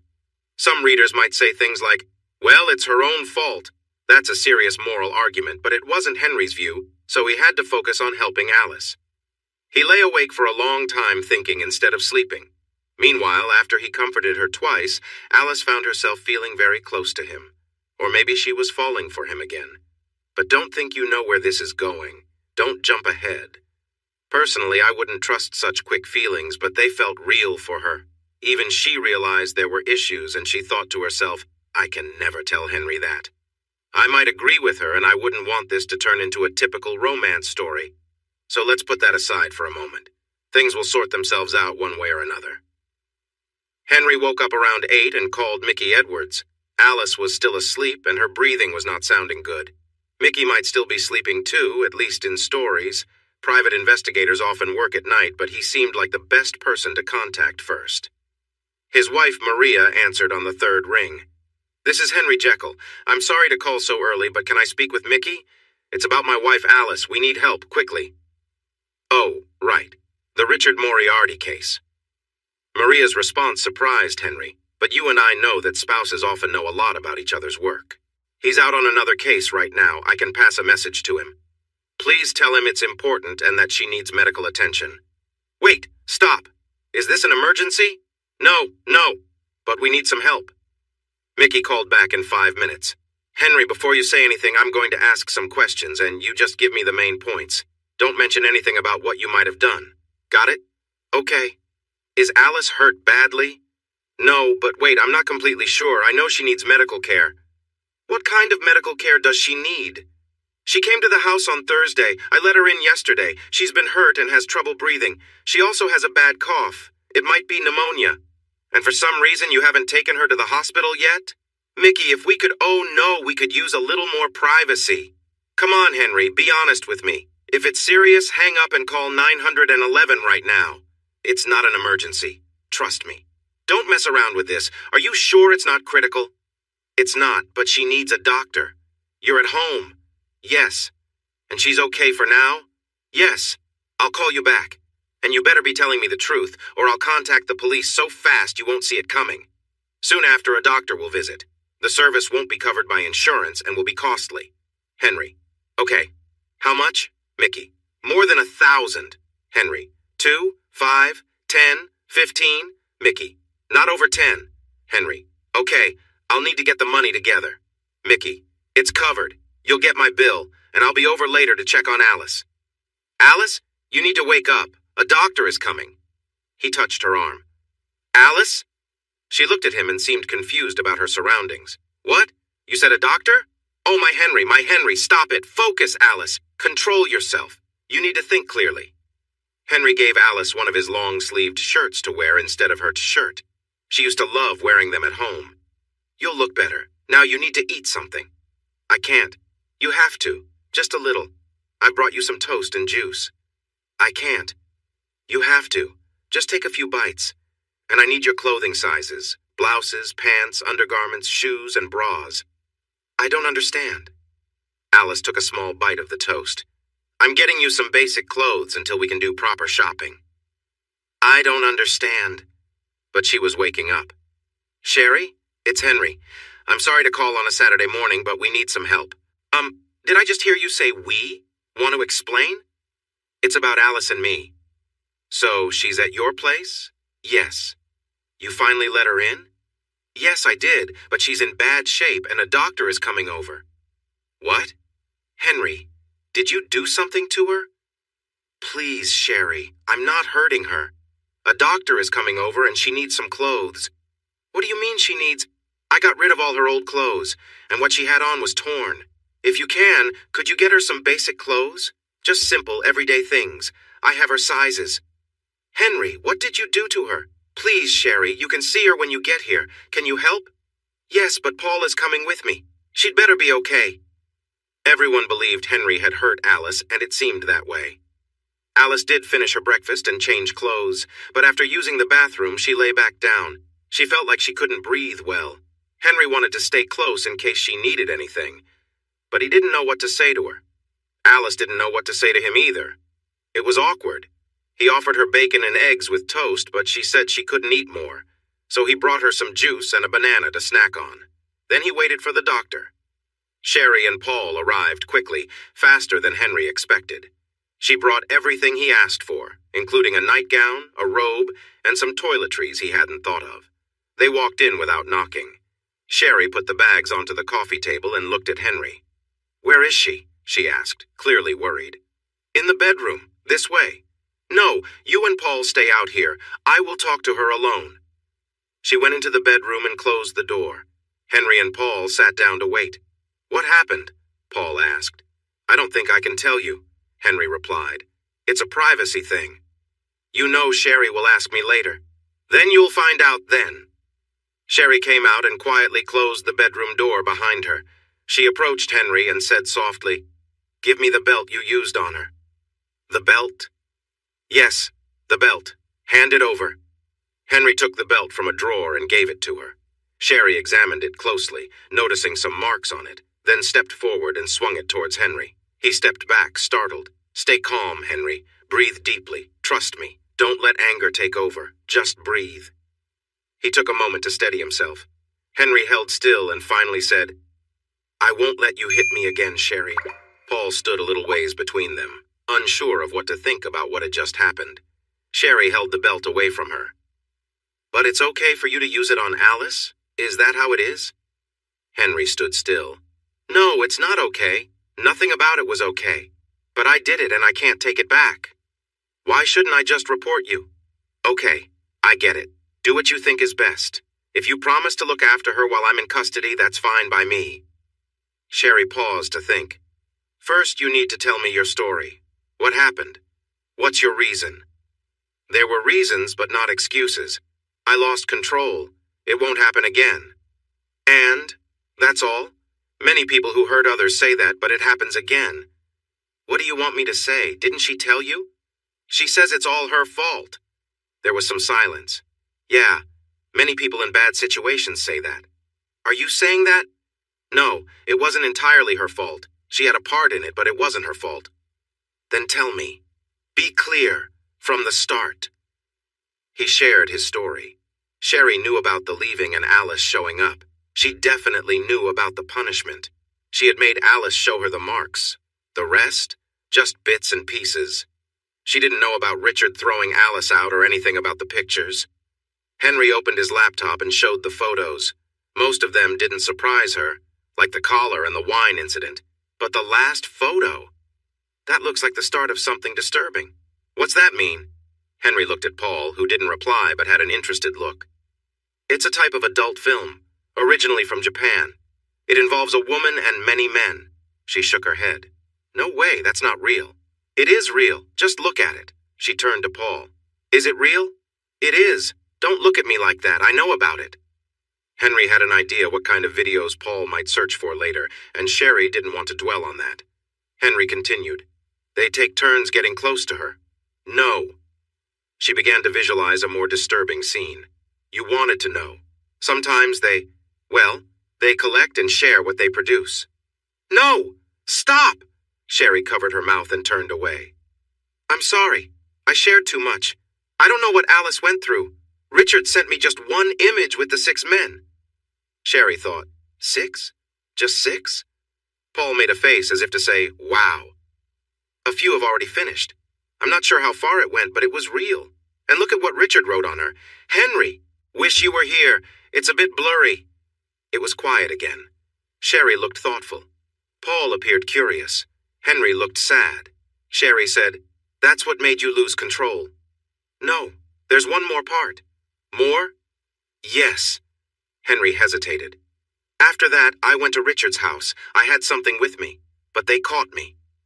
As Richard's guards held me back, he told Alice to remove her clothes, right there in front of me, everyone else, and a camera. And she did. Then he made her do more, all while filming it. I had to watch as he humiliated her and sent me a copy with a mocking note attached. Later, when Alice came to my place asking for help, I lost control. I took out my anger on her, not that it justifies what I did. She was alone and vulnerable, and I realize now how wrong I was. I get it if you think I should be punished for it. After I said this, Sherry quietly put down the belt she had picked up, looking at me with sympathy. She walked over and gave me a comforting hug, like you'd give someone who's grieving. Just then, the doctor and his assistant arrived. They came in a plain van with their clinic's logo on it. It was a quiet entrance, with no flashing lights or noise to draw attention. It wasn't an ambulance, just a clinic vehicle. They brought in some medical equipment and went into Alice's room, shutting the door. The rest of us waited in silence while the assistant returned to the van for more supplies. Finally, Sherry broke the silence. What made you stop? She asked. Stop? I replied, caught off guard. She nodded toward Alice's room. What made you stop hurting her? She blacked out. I went to get some things to keep her from running off, and then I don't know. It was like a weight lifted. I suddenly understood what I was doing, and I couldn't keep going. You hated her. You were furious, hurt. Yeah, until that moment. The anger vanished, but the pain is still there. That's my burden to handle. And you chose to help her after that. I had to. I was responsible. Even with what she did to you? That's her own issue to deal with. I think she's looking for forgiveness. I'm okay with that. But I need to find forgiveness too. From whom? What? She smiled gently. Not from Alice. She thinks you're some kind of hero." Hearing that, Henry managed a faint smile. It was unexpected, a small relief, even if he couldn't quite believe it. They say people often stay close to the ones who hurt them, don't they? So who else needs to forgive you? The state of Nevada? Not them, no, but I still need it. Who from, you ask? God? No, that's easy enough. He looked up and muttered a quick, "Sorry, Lord." He sighed. "No, I need forgiveness from myself, and that's not easy." I remember how powerful I felt. It felt exhilarating. I can't believe I enjoyed it that much. And that's what I have to live with. It's not just what I did, it's that I loved it. That's what's worse. So yes, me, myself, and I. The nurse passed through the room again. When she left, Sherry spoke up. "Henry, we're not going to turn you in, right, Paul?" Paul nodded. "But I don't think Alice should stay here," Sherry continued. "Not so soon after everything that's happened." "Then can she stay with you?" Henry asked. "She doesn't want to be alone. Last night she kept having terrible nightmares. I had to stay with her." Paul raised an eyebrow. "You slept with her?" "No, it wasn't like that. I just stayed close to comfort her, that's all. I'm trying to help her, not take advantage of her." They still looked doubtful. "You're sure you didn't do anything to make her feel like she owed you something?" Sherry asked. "I'm sure," Henry replied. "I was there to help her through the night, that's all. And this morning, I started taking care of what needs to be done." They seemed to accept his answer. Then Sherry brought up something that had been on her mind. "You care for her, don't you?" The nurse came through again. "No, not like that," Henry said quickly. "Not after everything that's happened. I care about her, yes, and I feel responsible. I have to make amends as best I can." He gave a small laugh. "That's my story, and I'm sticking to it. You can believe what you want." The nurse returned, holding a small bottle of pills. The room was quiet, each person lost in their own thoughts. Sherry thought, "He cares for her, poor guy." Henry thought, "I've really messed things up." Paul, meanwhile, thought, "This whole situation is unbelievable. Is this heading toward romance territory? Two people with hidden feelings, each unsure of the other's heart. It would never work, not realistically, not with all they'd been through. But it almost feels like something out of a movie, a complicated story that might feature Tom Hanks and Meg Ryan in their prime. Hanks, the dependable type who tries to make things right, and Ryan, with her charm and intensity. Can you picture her acting in that scene? I could play Richard Moriarty. It might work if they could think of a good ending, maybe on the observation deck of the Empire State Building or something similar. They could even include a twist where Richard the host is taken out, played by someone else. I can see it now. Henry could push Richard over the railing. Since it's New York, no one might notice, or perhaps there's a subway strike and no one sees the confusion. That could work. Then Henry could capture Alice, and after some struggles, they could live happily ever after. But maybe not. I'm just taking a break here because I'm feeling a bit overwhelmed. Sure, I'm being sarcastic, but it wasn't funny for those involved, except maybe for Paul. Let's continue. Mickey came in looking very tired and worried. Where is she? In the bedroom with the doctor and his assistant. Do you know Sherry and Paul? They're familiar with the situation. This is Mickey Edwards, my investigator. He set up the medical team. Sherry is my office manager, and they might be helping take care of Alice for a few days. How is she? She seems to be a bit better. I think they're just about done. Which they were. The doctor and Mickey knew each other well. They exchanged a brief nod, and then the doctor said, There are 3 main concerns I want to go over. Who needs to leave the room? He looked at Mickey. Is everyone okay? We're all part of this together? It's all right, Bill, said Mickey. Everyone understands. The doctor started. She is a somewhat undernourished woman in her 30s, dehydrated, sunburned, and not feeling well. She has faced some rough experiences lately. Let's start with the more serious issue, he continued. Physically, it's not as bad as it could be. It happened a few days ago. There are some bruises that are healing, and there's a tear that is also on the mend. We found no obvious infections. We took some samples and are running tests, but I don't expect any bad news. I'm giving her these to prevent any problems. He held up a pill bottle. I'm also giving her medicine for anxiety. He glanced around. Where are they? The nurse held up another bottle. About her breathing. It appears she has bronchitis, probably viral, likely worsened by the dusty air we've had lately. It's fairly serious, so we've put her on a cool mist inhaler and Ruth has been helping her learn how to use it. That should help. We've also given her some cough medicine to use as needed. Ruth held up another bottle. We took a sputum sample just to be safe, but it should improve soon. Then we have to address her bruises and wounds. Wounds? Asked Sherry. Yes, cuts. Here's the important part. He turned and looked at Henry, his gaze serious. These injuries are much more recent than the others. When did she first arrive?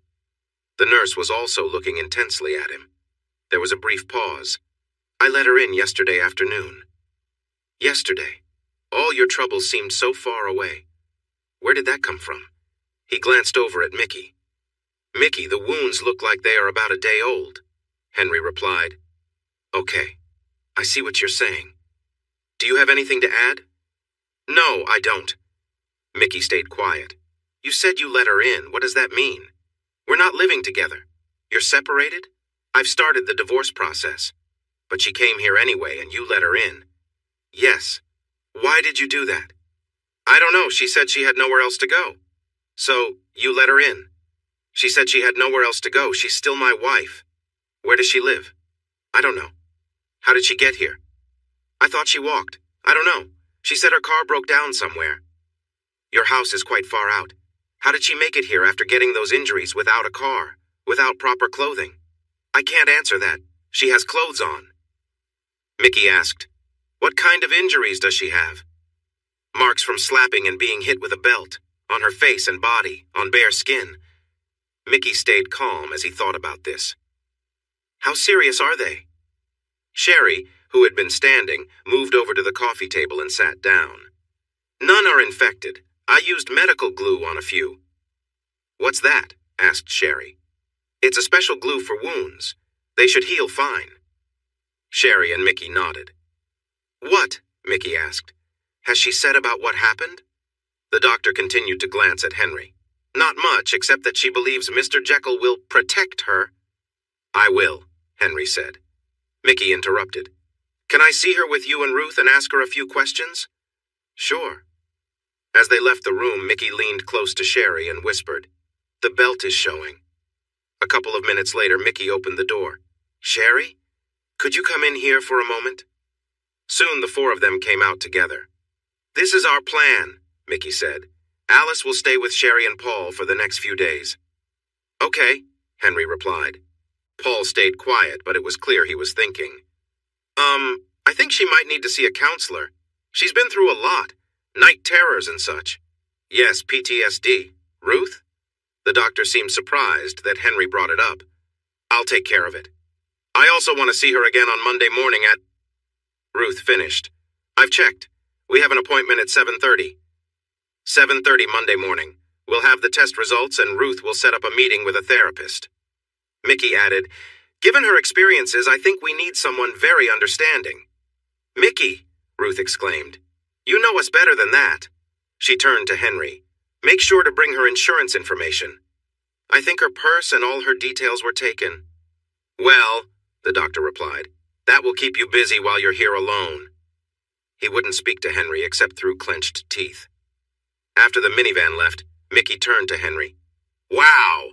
How many times did you hit her?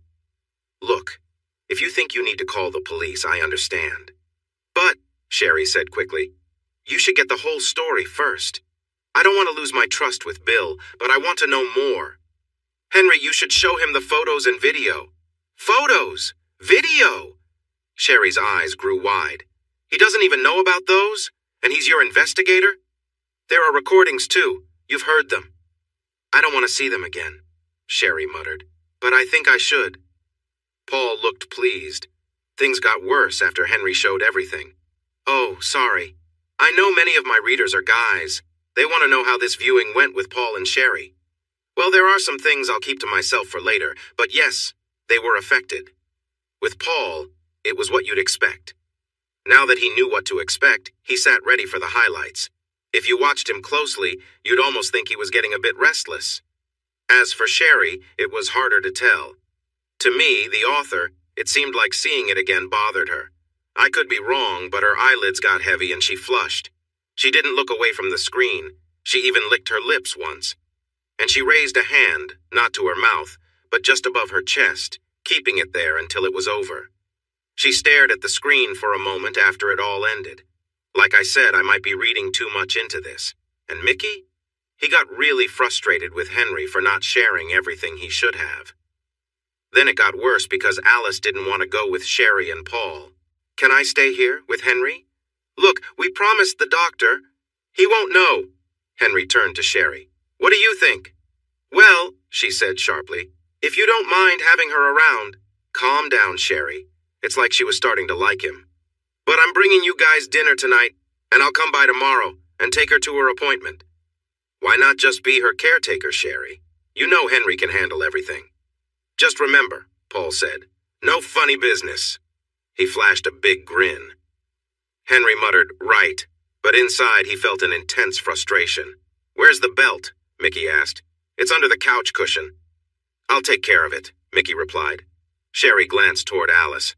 Could have used it for some good before throwing it away, she muttered. Sherry clearly held some resentment toward Alice, yet she still spent a lot of time helping out, perhaps with mixed motivations. After all, plenty of people face complicated relationships and unspoken feelings, as Sherry and Paul did. On their way out, Paul revealed his real priorities. Those pictures were intense. And the video, he blurted before they even reached the car. Paul, stop it. Is that all you can think about? Can't you see Henry's hurting? Yeah, but I'd be lying if I said I didn't wonder about what happened. Paul, and I bet you feel the same, don't you? You wouldn't mind seeing her get what's coming to her. Sherry was silent for a moment. Maybe I wouldn't, she admitted. But it's because of what she put Henry through. Henry's too soft, Paul replied. They walked in silence, tension between them. Paul eventually put his hand on Sherry's shoulder, trying to lighten the mood, but it was clear there were deeper issues at play. Back at home, Paul moved closer to Sherry, trying to reconnect, but Sherry brushed him off, feeling unsettled by their earlier conversation. The sap. Why am I even talking about this? Is Sherry really that different from Alice? Sherry doesn't agree with what Alice did, but I think she might have been a little intrigued by the pictures. She's stuck with a difficult husband, but they seem to have a good relationship, and that can make a big difference. As far as we know, she hasn't done anything that could be considered cheating. But then again, Alice hadn't either, at least not before. Is Alice really so different? Or was she just unlucky to be picked by someone like Richard? How can you tell? When everyone left, Henry settled into a big chair, looking away from the bedrooms and staring blankly. It's hard to say how long he sat there until he felt a hand gently touch his shoulder. In her other hand, she held a mist machine. Henry, you look really tired. Come lay down. I need to make us some lunch. I'll stay with you. As they began to move, her knees suddenly buckled. He had to guide her to the kitchen once more, and by the time they arrived, her forehead was sweating and her breathing was heavy. She used the breathing device while he watched with concern. Let me help you back to bed. I'll bring you lunch. Can I stay out here with you? Please? Her eyes begged him. Of course she could. He was a softie, after all, or maybe a kind person. He prepared a can of soup for them. Can I ask you something, Henry? Sure. Why are you being so nice to me? He froze. I know you don't like me, but you've been really nice. How can you do that? The conversation began. Henry wasn't ready to talk, but she had opened the door, and it seemed only fair to respond. I don't dislike you, I promise. I care about you. You said you had nowhere else to go. And after how I treated you, I owe you. That's really what it comes down to. Her eyes filled with tears, and she wiped them away. She wasn't trying to manipulate him, she just felt weak. After what I did to you? Alice, that's something I need to move on from. It's in the past. Please don't bring it up again. I just want to focus on getting you healthy. She took a few sips of soup and then set her spoon down. I want to explain how everything happened. I'm worried you might want to get rid of me, but I want to be honest with you. You don't have to. I know I messed up our marriage, so I owe you this. I don't want you to think it was your fault. And here's Alice's story of her mistakes. It's not exactly the same as what she told Henry before, but it fills in the details. Henry understood her well enough and sometimes asked for clarification. To start, I have a big secret. She took a deep breath. All my life, I've been fascinated by the idea of being controlled. I thought about being made to do things against my will. It was a feeling I had for a long time, even before I fully understood romance. I remember when I was 8, my older brother and a friend took me down to the basement to play a game. They wanted me to take off my clothes and lie down on a blanket. They touched me in ways I didn't fully understand. I felt something in my chest that wasn't exactly what I would later know as attraction, but it was intense. Just when things were getting strange, our mother walked in. She comforted me, while my father scolded my brother and called the other boys' parents. She didn't believe for a second that I wasn't forced into it. I never told Henry about this, but I would if he asked about my past. I often wondered if my brother remembered that day. When it comes to my experiences with romance, I have mostly just read. I'd look at stories and pictures. I never really acted on any of it except for being alone. I never guessed. No one ever knew. I read a lot, stories like The Story of O, things like that, like 50 Shades of... Oh, that one was pretty intense, but yes, things like that too. I kept my thoughts to myself. There are many books and movies that explore those themes, but with you, I always felt interested. Our time together was never forced, and I was always committed. I never strayed, except for Richard. I'm really sorry about that. It felt like everything shifted suddenly. Something changed. It was New Year's Eve when Richard showed up with someone else in a way I had never seen before. He brought her out in public. I was shocked. He had her on a leash, guiding her as he acted out fantasies right in front of me. It felt like he was exposing my hidden thoughts to the world. It was infuriating, but I couldn't help feeling a rush of excitement. We ended up having a great night together, and the next day too. Do you remember? Henry nodded. I thought things might calm down, but then he called just a few days later. Henry seemed to acknowledge that. You weren't home. Somehow he managed to steer the conversation to fantasies, particularly one involving me in a vulnerable situation. I didn't even know how it got there. I know, Henry replied. I've heard it mentioned before. What do you mean? He told me about it. The first thing he sent my way? I don't understand. He reached out to me. Tell me how he swayed you. It was part of his plan. I don't get it. It's clear I still have it. If you want, we can look at it later. You can see how good he is. So, yes, I know about it, and I know there was at least one more call. Alice felt her world turn upside down. Everything was suddenly more complicated. Why were Richard and Henry talking about her and sharing her words? What was happening? She lost her focus and realized Henry was talking. Alice, I'm sorry. I know some things because Richard tricked us both. I won't keep them from you. Just trust me when I say I know what happened on that call. So, I'll let you speak. But she couldn't focus. Alice felt dizzy and sick. She pressed her hands against her face and soon had to rest her head on her arms at the table, accidentally knocking over the soup bowl. Some of it spilled and she trembled, scared she would be sick, worried about everything. What if she was the joke everyone was making? What if Henry was in on it with Richard? Henry cleaned up the spilled soup and placed everything in the sink while Alice rested. Let me help you to bed. Come on, up. Please don't make fun of me. He was supporting her as they stood. I'm not. I won't hide anything from you. But there's been no time since you got home for us to talk. Okay, can you walk? Do you think you might be sick? Should we go to the bathroom? No? Then just lie down. I'll get the nebulizer. I'll be right back.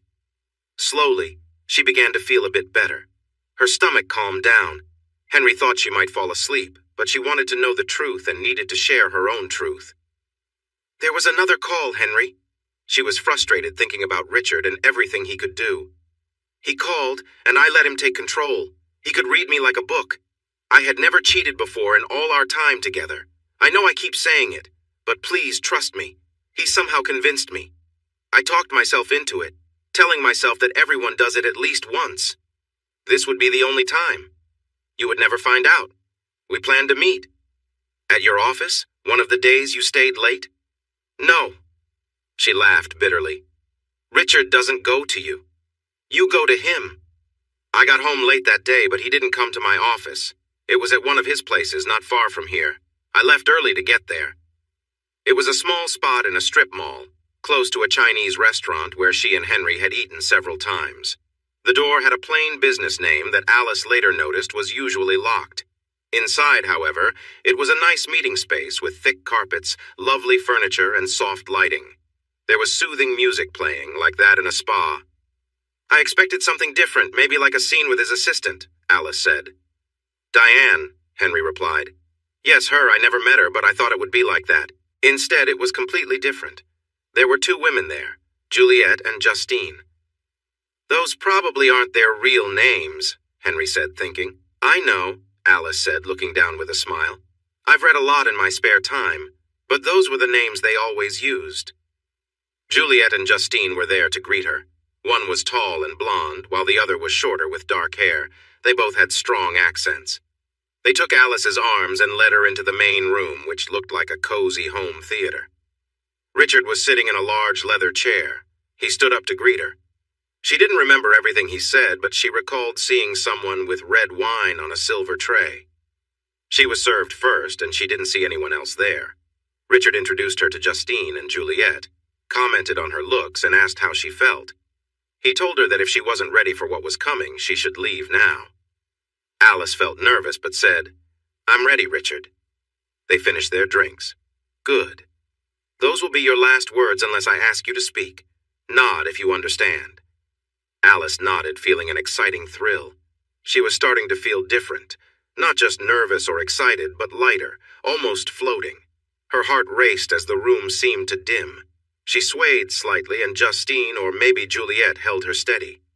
Together they guided her to the center of the room, turning her to face Richard. Now keep your face and eyes forward with your hands by your sides, he instructed. Alice followed. No, he chuckled. You don't need to be so formal. Just keep your eyes forward and hands at your sides, that's right. He paused for a moment. Now please take off your shoes. She did so, feeling a bit unsteady. Juliet took the shoes and placed them away. Good. Now your skirt. Alice unfastened her belt and worked to lower her skirt. She struggled to focus without looking down. Did I say you could look down? She heard Richard say. She almost apologized, but instead looked straight ahead and continued to slide her skirt down, feeling a mix of emotions. One of the women took the skirt away. She could sense they had folded something and placed it away, but she couldn't see. Your blouse. That was simpler. Then he gave her a more challenging task. I see you're wearing tights. Please take them off. Girls, find her a stool to sit on while she does this. Once her legs were bare, he had her stand again. No more tights. Next time wear stockings with a garter. Nod if you understand. After she nodded, he said, Now you're dressed just like any woman at the pool, right? She nodded again. The feeling in her chest was steady. She was also aware of a fluttering sensation. She felt faint, as if she wasn't fully there, with only Richard's voice and the hands of the two women grounding her. She didn't share every detail with the readers, not every single one, but Henry understood what was happening. He wondered, why is she being so detailed? Does she really think this will make anything better? But he stayed quiet because he was always polite, except when he wasn't. He hoped this would help her. I listened because it was an interesting story. A woman's struggles can be quite engaging to hear. Would I feel the same if she were my partner? I'd have to think it over, but maybe. At this moment, Henry started to suspect that Richard had added something to Alice's drink. Was it something like MDMA? But why would he do that? She was already vulnerable. By the end of the first phone call, she seemed lost. She surely felt lost by the time she arrived at this place. She wouldn't have turned back then, even if she felt nervous. So why? Maybe it was just to ensure there were no last-minute issues, as Richard liked to plan carefully. Henry thought that perhaps he wanted to give her an extra boost, something to help her go further than just stepping away from her usual routine for a day. Who knows? He was thinking out loud, but he was smart enough to connect the dots. Richard spoke again, and Alice listened. Unhook your bra, but don't take it off. Good. Now close your eyes. She did as he asked. Someone gently pulled her bra straps down until it came off completely. Her heart raced. Another person approached from behind, taller than the others. Justine reached around Alice and touched her softly. Keep your eyes closed. Juliet knelt in front of Alice and carefully pulled her underwear down. Once they were on the floor, Richard instructed her to lift each foot so they could remove it. Now you're completely bare before us for our purposes, he said. "We're just going to focus on one thing," Richard said. Alice was guided by two women whose names she kept forgetting. One of them gently placed a soft cloth over her eyes, tying it at the back, covering her vision completely. Left alone for a moment, Alice swayed slightly, feeling unsteady in the darkness. When the women returned, they each took one of her hands, carefully crossed her wrists behind her back, and tied them with a soft material. "You can open your eyes now if you'd like," Richard said with a chuckle. "Let's begin with something warm and gentle." Alice sat on the edge of her bed, remembering that night. Her head lowered as she stared into her palms, lost in thought about what had happened. She recalled how out of place she felt as everything happening was new to her. The interactions were strange, the closeness unexpected, but the memory had a surreal quality, like a dream. If Alice had shared these details with Henry, he would likely have been convinced that something had altered her sense of reality. As Alice continued recounting to herself, the time seemed to blur, and the world around her felt distant. Alice recalled her unsettling experience, speaking in a quiet voice as she shared it with Henry. She remembered feeling disoriented, held by two women she barely knew, who then led her through unfamiliar, uncomfortable situations that felt designed to test her. When they were done, they helped her sit and catch her breath, her hands still bound until they finally untied her and began dressing her again, leaving her feeling vulnerable and disoriented. Before she left, Richard gave her strict instructions about how he expected her to dress and present herself, details that left her feeling more uneasy. He emphasized that she needed to change aspects of herself to prove she could meet his expectations. This included buying certain clothes and following specific rules. Alice felt her confidence waver as she agreed, not entirely understanding the full weight of what she was agreeing to. Richard's final words stuck with her as he warned her not to lie to him. He implied that she could choose either to meet his expectations or regret missing out on something important. He then left without further explanation, leaving Alice to process what had happened. Justine and Juliet led her to the door, returned her belongings, and watched her leave, offering no comfort. Finishing her story, Alice looked down, as if still lost in the memory. Henry, absorbing what she had said, asked, "Did you see Justine and Juliet often after that?" "They were around a lot," Alice replied. "Richard wasn't always there, so they looked after me. They had instructions." Henry hesitated. "So you just went along with it?" Alice paused, searching for the right words. "Yes. They had a way of making it seem like I should. I never thought of myself as someone who would be okay with that, but somehow I don't know. It was confusing." Henry nodded, trying to understand, but he struggled to find the right response. He simply listened, sensing that the story still weighed heavily on Alice. How did Alice get home that evening? Not well. At one stoplight, the car behind her honked to get her moving. She almost missed another light. She came down from her high and felt flat, even dull, eventually sad. The bright lights of Las Vegas now seemed gray. She didn't want to go into the house but stayed in the car, pretending to listen to the news while really replaying her afternoon.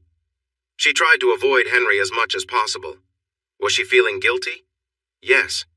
Could he notice anything? And was she longing for what was missing? Yes, again. The house felt empty, and she felt empty. She spent the evening playing on her phone in front of the TV, looking for places that sold nice stockings, one she could visit at lunchtime, and searching for tips on personal grooming. She sat in the shower for a long time with a new razor, pretending she was still deciding what to do next, acting as if she hadn't decided to start a relationship with Richard. Relationship? Was there another word? Ongoing meetings? And she thought about how and when to meet Richard again. "When did you decide to leave me?" This may have been the most important question, right? She might remember the day, maybe even the approximate hour. But was there a turning point? Yes, and we will get to that. But have you ever wondered how someone becomes taken away? Is it sudden? Not really. It's not like losing yourself for one night or having a brief fling. Some people have kept secrets their entire lives. But leaving someone can't be hidden, and it isn't a short-term choice. There are reasons anyone could list or might have faced: hostility, lack of interest, and so on. Maybe they are facing hard times. Maybe it's about money. If you follow the woman's story, you sometimes find what might be called a pattern. Sometimes it's a long one, but often it leads to a simple though difficult separation. But Henry and Alice? They seemed to care for each other well enough. Their time together was okay. Not great, but not terrible either. You just heard Alice say she had never cheated before or done anything to make Henry concerned, and since she was being open, we might as well trust her. They should have been fine, except she had a personal weakness, one that is not too rare, and a man who could take advantage of it. I didn't plan it. That first time just happened. Then I knew. It was going to keep happening. Richard swept me off my feet. He swept her off her feet. You might be wondering if she really used such a romantic phrase. Yes, she did. It seemed like she wanted to throw something in Henry's face about the romance of what she did. But she didn't. If you need more proof that she wasn't thinking clearly, that helps make the case. She simply didn't think the words through. Richard swept her off her feet, indeed. But it's true. It felt like a storm had taken hold of her. Richard was quite a character. Successful? More like wealthy. And influential. He had a strong presence, was well-connected, sharp-minded, and extremely creative, with the means to make big things happen. They met for a second time, then a third. Each meeting sparked something new and exciting. Was it only about their connection? Some might think so, but Richard was more complex than that. During their third meeting, Alice found herself in a unique situation, supported against a wall with just her toes touching the floor.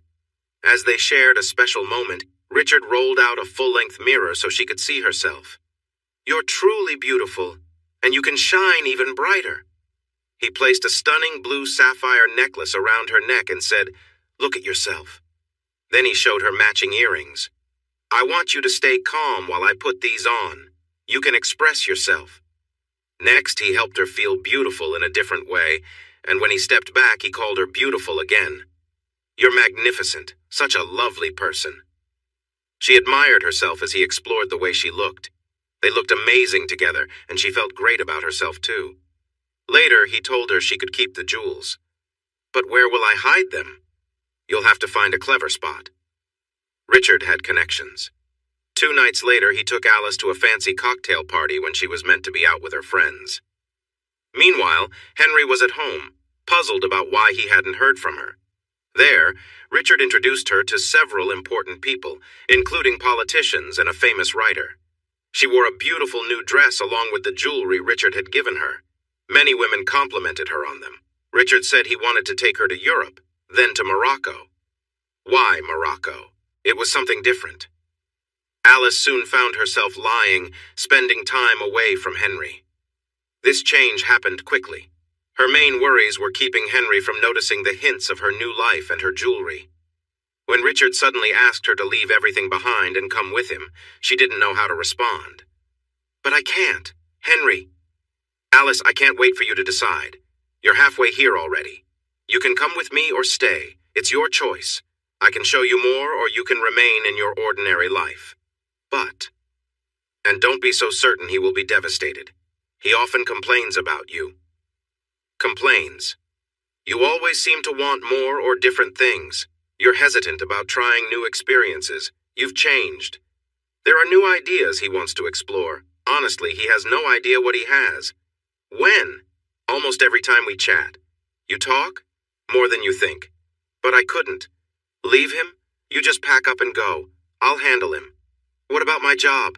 I have more than enough money to cover everything. I will take care of your work situation. As you might expect, she agreed. This is one way things can happen, an old-fashioned way. Relationships often involve more than just love, but there's a lot more to it. You might not do it this way, and neither would I, but Richard? He's had a lot of experience over the years. So when did Alice decide? Did she really make the decision, or was it made for her? How did she respond to Henry's question? She answered, I'm not sure when I decided. So, you just left. No word, no talk, no explanation, not even a note. You left me with nothing. Nietzsche once wrote that if you look into the deep darkness, the darkness looks back at you. That feels true for Henry. He could not look away. The darkness was always there. Maybe it was time to end this conversation. He didn't want to hurt her, but he felt he didn't need to talk any longer. Alice, however, stood up and walked to the soft bench in front of the mirror. From there, she wouldn't have to look right at him. She didn't have an answer, did she? but she knew she needed to say something. I couldn't talk to you. I didn't know how to explain. That's why Richard contacted you, not me. When he put me on the phone, I just repeated what he told me, and then you never even tried to reach me again. What? Richard said you wouldn't, and you didn't. I'm sorry. I know I should think of others. I know I've been selfish, but I felt a little hurt that you didn't call or come see me. I understand. I do. I know I was wrong. I didn't know how to respond if you did call or visit, but you didn't. So I thought maybe Richard was right. You really didn't care anymore. You probably didn't expect that, did you? Henry didn't either. You really think I didn't try to call or visit? You believe that? Of course. We heard you were already seeing someone else. Seeing someone? They saw you at a fancy restaurant with a woman. She was beautiful. Then they mentioned you were with her at one of those big shows. Amazing, isn't it? The things my readers never knew. The lies my characters tell when I'm not around. And you heard all this? From whom? Some friends of Richard's. They knew us from before. You know, Guy Robinson and his wife, the casino manager. It came up during a chat. And that's it? Well, except that you started making it hard for us. Making it hard? Calling the police to question us? Really, Henry? And trying to confront us at the event? When security had to pull you away? Richard said that he couldn't take it anymore and was going to report it. Alice sounded unhappy, which was different from her usual self. And then you went into Richard's house. I don't understand why you did that, especially since you seem to like being single. There was a lot to think about here. Henry actually did call the police, went to the casino opening, and entered Richard's house. So there were bits of truth mixed in with the misunderstandings. Richard had made things messy. Let's cut this short. I'll clear things up and then we can be done. I never went on dates. I haven't been with another woman since I met you. Yes, I called the police and tried to get your attention at the casino, and I did go into Richard's house. The rest is untrue. I tried for days and weeks to reach you, but Richard kept that from happening. He often talked to me, bragging about being with you. No, she didn't believe him at all. My investigator, Mickey Edwards, suggested I call the police because I was worried about you, and that was the only way to have someone check in. He also told me about the casino opening. Do I need to say it again? She didn't believe him. Where do you think I got that recording of your call? What about the video of you and Richard? They came from him just to show off. The tone of the conversation shifted right away. Alice took a deep breath and looked anxious. Before I saw the photos, I hoped that maybe you would leave him and come back to me. But then, it became clear everything was finished. She sighed. I don't get it. Photos? What photos? What are you talking about? Alice's eyes widened as she stared at Henry. Oh no! You really don't know about the photos. They are from Richard's resort. They showed me way too much. They were just more of his bragging. That's when I decided to go into his house. What were the photos of? Henry went through the details while she closed her eyes and shook her head, whispering, No, no, no. He went to the living room to grab the laptop and show her the pictures. Alice sat quietly during the slideshow. She looked down, only raising her eyes occasionally, squeezing them shut again. You can guess what thoughts ran through her mind. Then she shook her head again, saying, No, no, no, aloud. Finally, she closed the laptop and began to cry, unable to stop. She covered her mouth to hold back the sound and kept on crying. Henry handed her a box of tissues but let her express her feelings without interruption. It took some time, but she finally calmed down enough to speak, even if it was still between her tears. Oh, Henry, I'm so sorry. I believed everything. I never understood. How could I? I didn't know you cared. I thought everything was true. How could I be so foolish? I'm a fool. She began to cry again. I'm such a fool. Yes, you are, my dear. Yes, you are. Henry pulled over a chair and sat in front of Alice. He gently held the hand that wasn't wiping her eyes. She didn't look up, but she gripped his hand tightly while she gazed blankly, lost in her thoughts. Once Alice was calmer, Henry wanted to ask her something. Why did you come here, believing what you did? After I had that gun, weren't you scared I would hurt you? Alice looked up, confused. What gun? She sniffed. The one I had at Richard's. A gun? Yes, a pistol, a Glock. I never saw any gun. It was right there, pointed at you. She shook her head again. A gun? All I remember is you and the bodyguards in the doorway. Then they tackled you. She stared at him for a moment, then took a deep breath. Were you really going to hurt us? You? Henry shrugged. Richard? I might have, but it seems I'm not very good at these things. She started coughing and had to use her inhaler to ease it. Maybe it would have been better if you had. Then I wouldn't be causing so many problems. Shh, don't think like that. But aren't you scared of me? She shook her head again. No, I'm not. I'm always afraid, especially after what happened to me. She squeezed his hand. But I feel safe with you. At this, Henry couldn't help but laugh. Then you're really silly. And Alice laughed too, but she held on to his hand and soon their laughter faded. Henry had many questions. He wanted to know everything, but he also hesitated. Alice wanted to share everything, but she struggled. She wished he would take her back, but she felt that hope slipping away. She hadn't fully understood her own situation. Henry had his own mixed feelings. He wanted to be close to her, but also wanted distance. They were both in a difficult place. It seemed knowing the truth was what mattered most to him. Why did you do that in front of me? Why did you choose to? Alice stood up again. She moved to the bed, stood up, paced a bit, then returned to where she started. She sighed deeply. She tried to take his hand again, but he pulled back. I didn't want to do that. I hated it. Well, I did terrible things to you on purpose, but I'm really sorry about it. She was silent. Then she spoke quietly. I understand. I know how awful it was. I want to be honest and explain, not to excuse myself. Her eyes started to fill with tears. You're not going to cry again, are you? No. She dried her eyes with her hands. I'll tell you. Just don't go on about how good-hearted you were. It was hard to believe how supportive he had felt just moments ago. I thought I had to. Before you say anything, I had failed a test and I couldn't afford to fail again, so I did it. Yeah, a test. To stay as Richard's girl. One of many. Yes, I knew that. It was his world, but I was his top girl. That's what he called me. Top girl. His partner. So go on, top girl. I had to face challenges to stay there, do different things. Not all were personal. There was how I ate, how I dressed, how I looked. And the personal things weren't every day. But I couldn't do less than the other girls. Some parts were exciting, but sometimes I had to push myself to get through them. You moved up quickly enough. You say before Richard, your personal life was pretty simple? Ours certainly was. Yes, he once called me his ice cream queen. She smiled at the memory. He liked that I was new to everything. Henry didn't smile. So what was something hard to get through? Give an example. Do I really have to say? Yes, you do. You want to be open and honest? Okay. She sighed. One thing was the golden drink. You drank something awful? Yes, I did. Wow, but you didn't like it? No, but after I was proud I could do it at all, and to keep it down.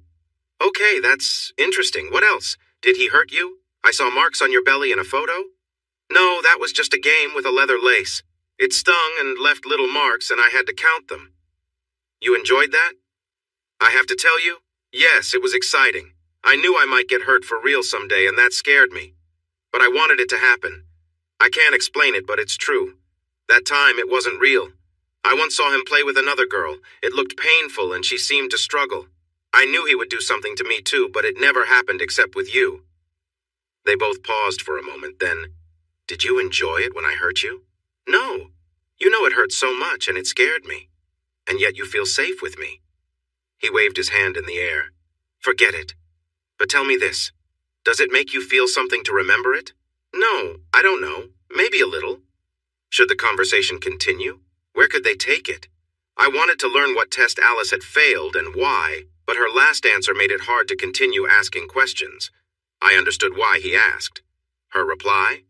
It seemed like she said it without thinking, just as I stepped away from the keyboard for a moment. Sometimes characters do that, and stories take turns I didn't plan. Other writers can relate, so maybe there's more to these characters than we think. In this moment, no one spoke for what felt like a long time. They both looked away. Finally, Henry broke the silence. But you have bad dreams about it, he said. They're not usually about the hitting. Mostly it's about the other thing. I've had many daydreams about it, even more than one at a time. But the real memories don't leave me alone.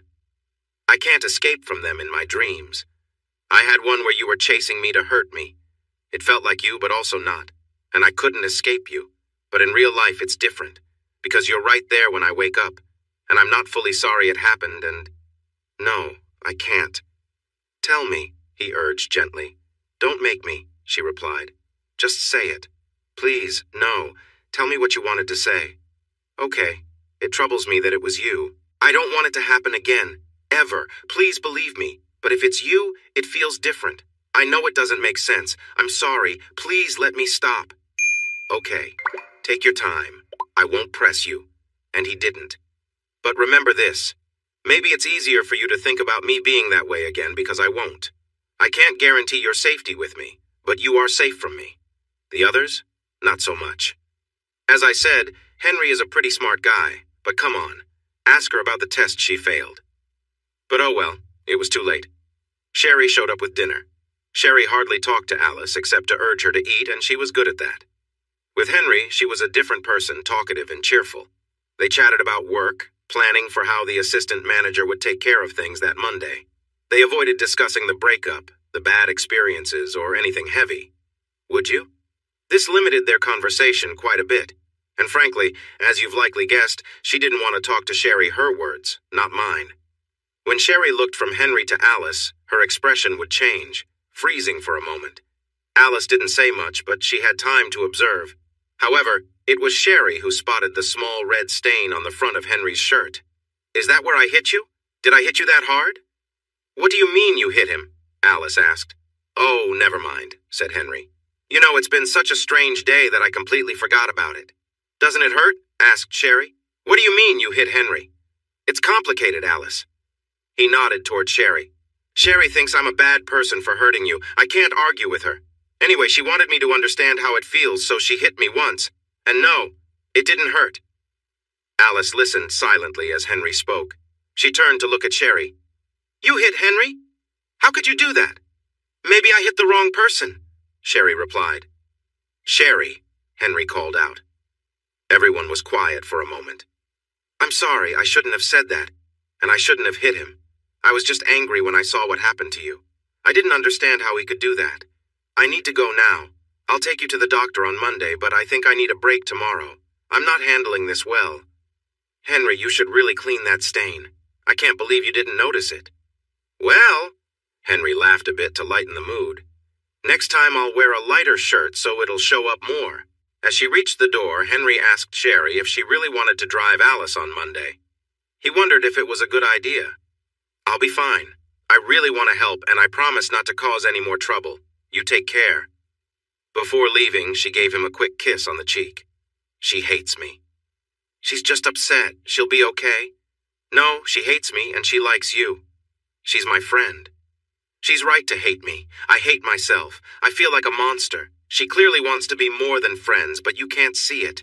You say you don't hate me, but I know you do. Everyone hates me, and I deserve it. I've pushed everyone away. I wish I could just go far away, but I can't, and I keep bothering you. She stood up, turned away, and wiped her eyes. I said I wouldn't cry, and I won't. Maybe if I leave, she'll find a way to be with Henry. She's not like that, so she wouldn't do anything wrong on purpose. I just wish I could feel differently about her. Alice. Alice. Henry stepped in front of her and pulled her close for a warm hug, his face resting on her head, knowing he was treading on delicate ground. The feelings from last night returned. I don't hate you. I'm angry with you. Is that even a little better? I'll work through it, and the real monster here is Richard. Can we agree on that? He took a deep breath. Also, whore of Babylon doesn't mean what you think it does. He was surprised she had used such strong language. He continued to hold her, and she rested her head against his chest. The feeling was the same as last night, when he had comforted her and it had made him feel amazed. He knew he would soon lose that feeling. Oh, she lifted her head. I don't want to make your wound worse. It's okay. I'm fine. Can we take a look at it? I'm really okay. We just want to be sure it isn't getting worse. So they went to the bathroom to get the things he had used on Alice the day before. The edges of the wound were red, so he let her examine it. Of course, she had her own reasons for wanting to see.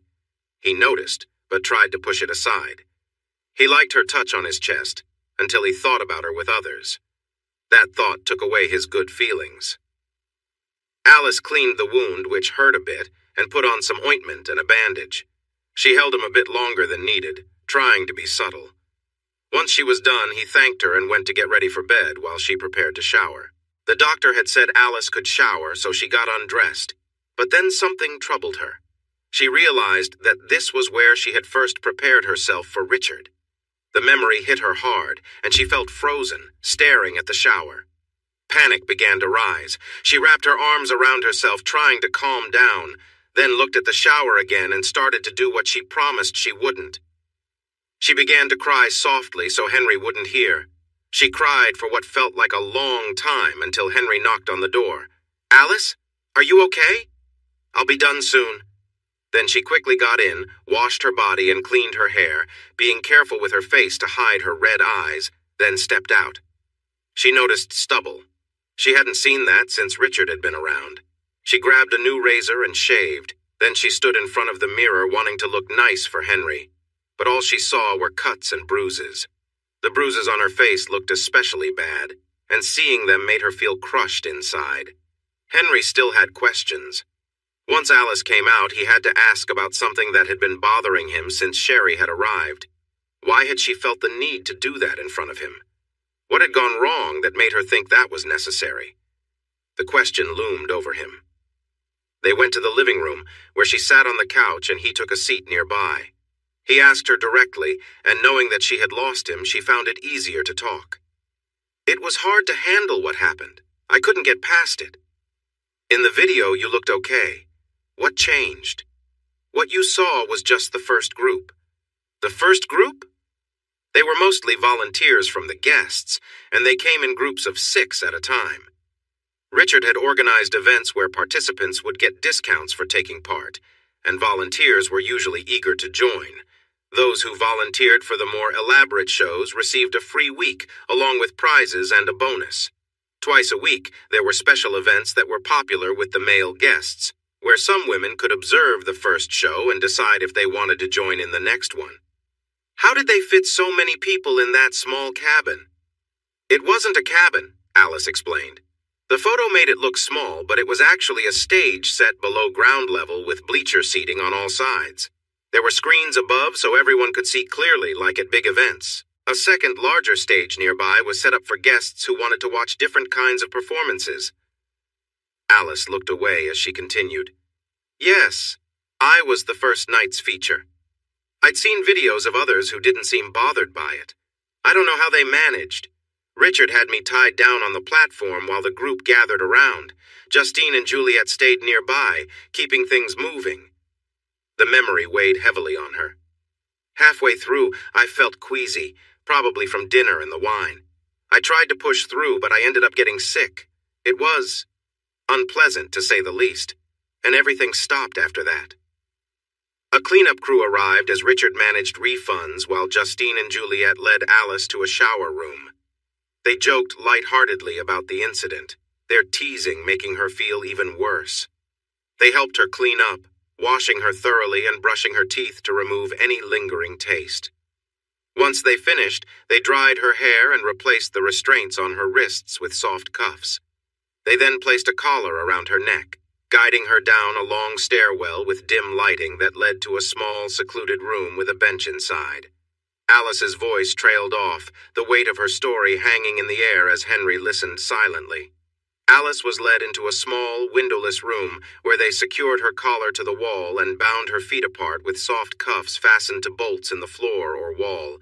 She wasn't sure which. Justine leaned close, gave her a quick kiss, and said, "We'll check on you later," before closing the door.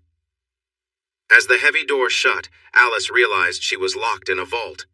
Darkness surrounded her, and there was complete silence. Henry listened quietly. "You must have felt terrified then. Please, Henry, don't." "Sorry. Go on." Alone in the dark, Alice's thoughts spiraled. She wondered if Richard would keep her there indefinitely or if she would be dismissed from the program. Fear overtook her and she panicked, pulling against her restraints and crying out, but no one responded. Eventually, exhaustion took over, and she drifted off. The next day, or what she guessed was the next day, Justine and Juliet returned, releasing her from the bindings and helping her up. They put a kimono on her and escorted her back to the cabin she shared with Richard, glancing at their watches to make sure they arrived right on time. Richard entered with another woman, whom he kissed before sending on her way. Alice noticed it was 8 a.m. by the clock on the wall. Alice wanted to apologize, but Richard silenced her gently. "Lie down and relax," he said. Justine and Juliet began to massage her shoulders, easing her tense muscles as Richard watched quietly beside her. Finally, he reassured her, "I know you won't disappoint me again." When Alice finished recounting the experience, Henry took a moment. "So that's why you felt you couldn't disobey him because of that one event?" "Yes. I didn't want to risk disappointing him again. I had to watch the next event as part of it. 3 women volunteered, and they even drew names to decide." 3? Even after what happened? Alice nodded. "Yes, they volunteered. I suppose they didn't know or they didn't care." "So, you felt you had to prove yourself to him?" "Yes, he wanted me to demonstrate I could handle it." Henry sighed. "And yet you failed me." Alice fell silent, unable to answer. For a long time, the two sat without speaking. Henry wondered if things might have turned out differently if Alice had stood her ground earlier, refusing to do anything that would hurt him. Perhaps it wouldn't have changed anything, or maybe it would have made all the difference. Finally, Alice broke the silence, her voice soft. "I know I let you down, Henry, and in the end it didn't matter. He cast me aside anyway. Just like that, I messed up everything. He was playing with you. He never planned on being with you, you know. I see that now. Do you think you would have said no if you hadn't felt so pressured?" "I really don't know. I'm sorry, probably not."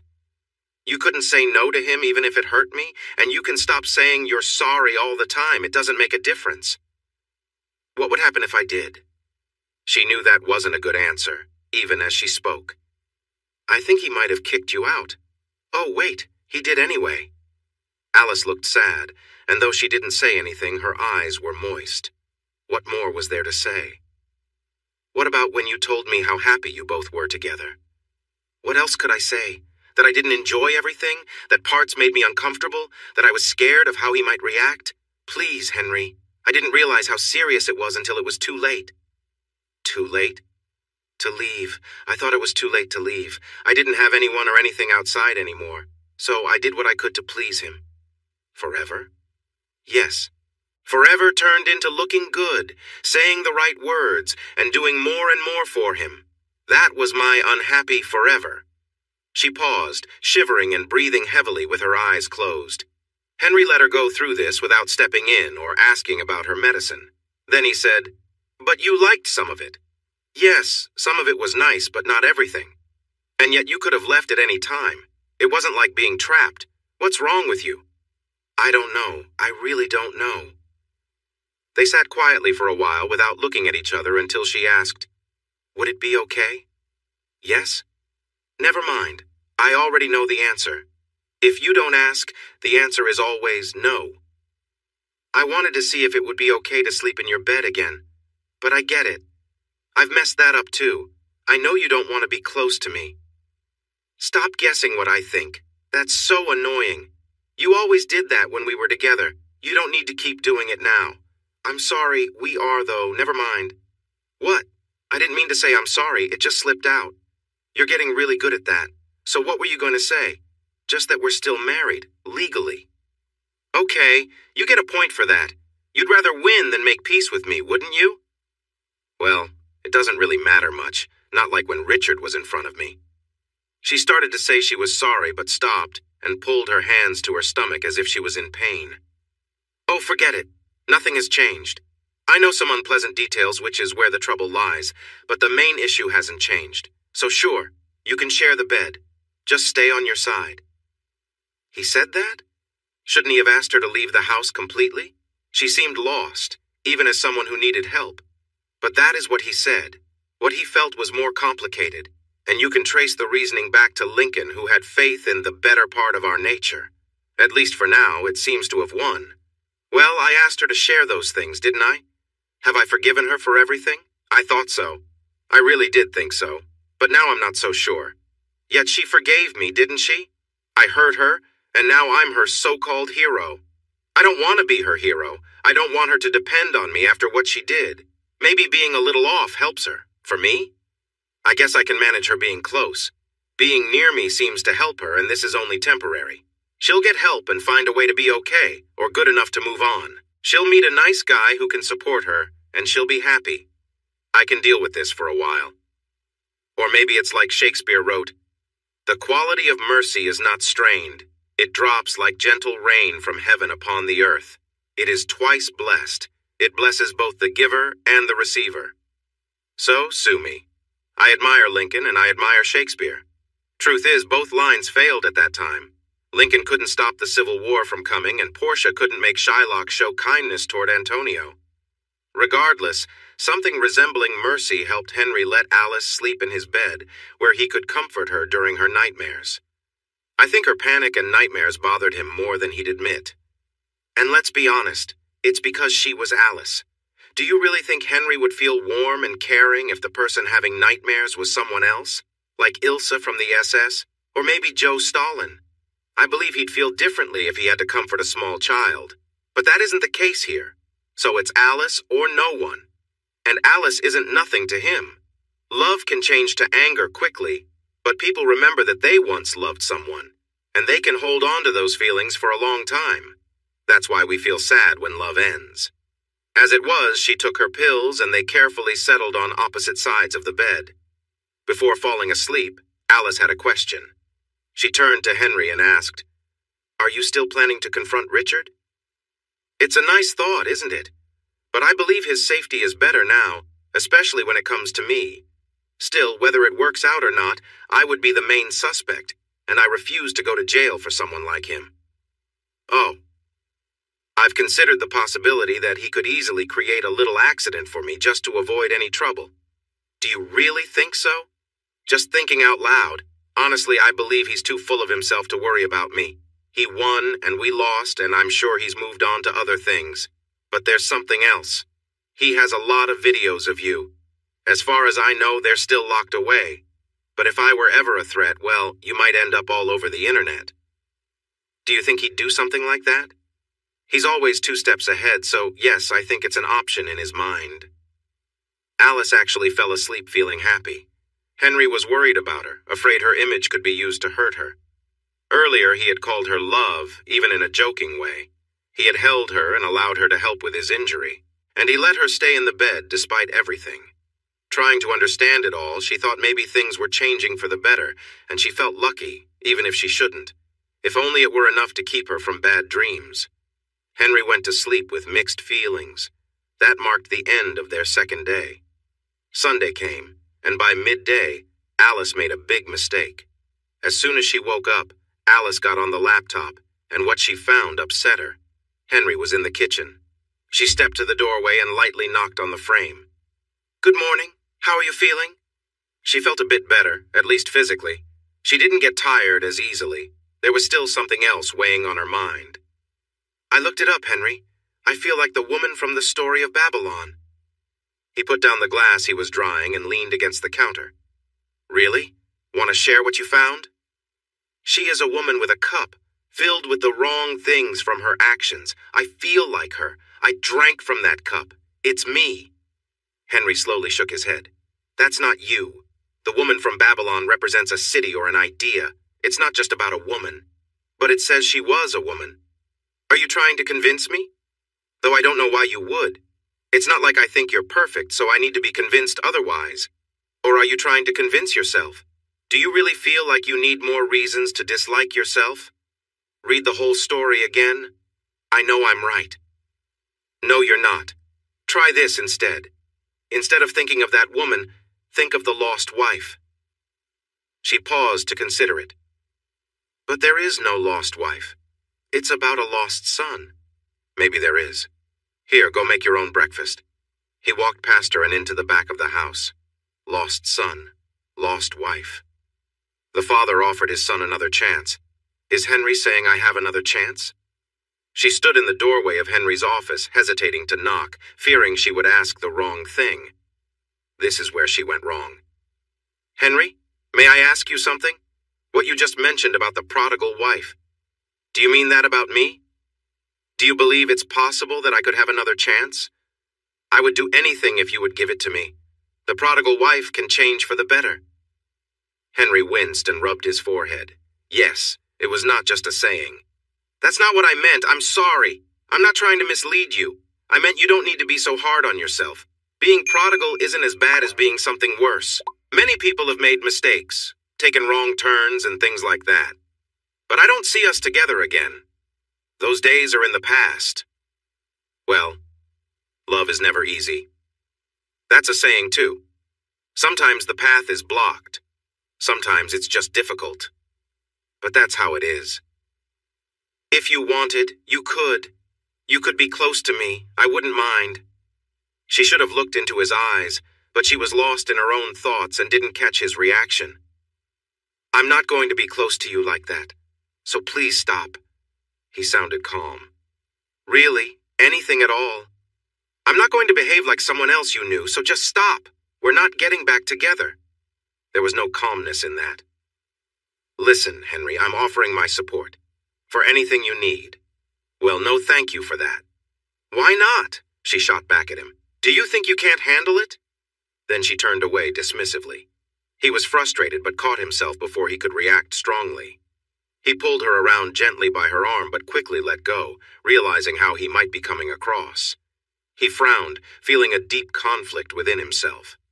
No, please, I didn't mean it. He took a breath, steadying himself. He could feel the tension, and it weighed heavy in the air. It was Friday, and those difficult memories came back to her. This was what would happen to him during those dark times when he lost control. That same change. He looked into her eyes, his expression void, filled with confusion. They stood close, and the weight of the moment hung between them. She wanted to break away, but found herself locked in place, waiting for what might come next. She felt her heart racing, but she couldn't turn away. It wasn't the same Henry she remembered, but someone lost in his turmoil. I'm sorry, I didn't mean to hurt you. She was very quiet and still. Then he gently lowered her. It was easy for him, just like when he lifted her. He could do anything, yet he was putting her down.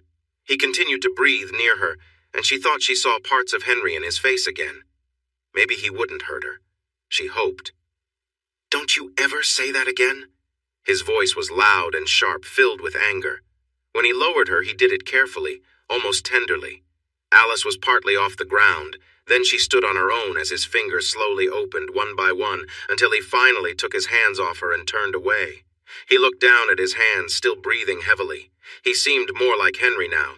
Alice felt frozen, her arms held close to her chest. Ever? He pointed at her like she was a target, then turned to leave.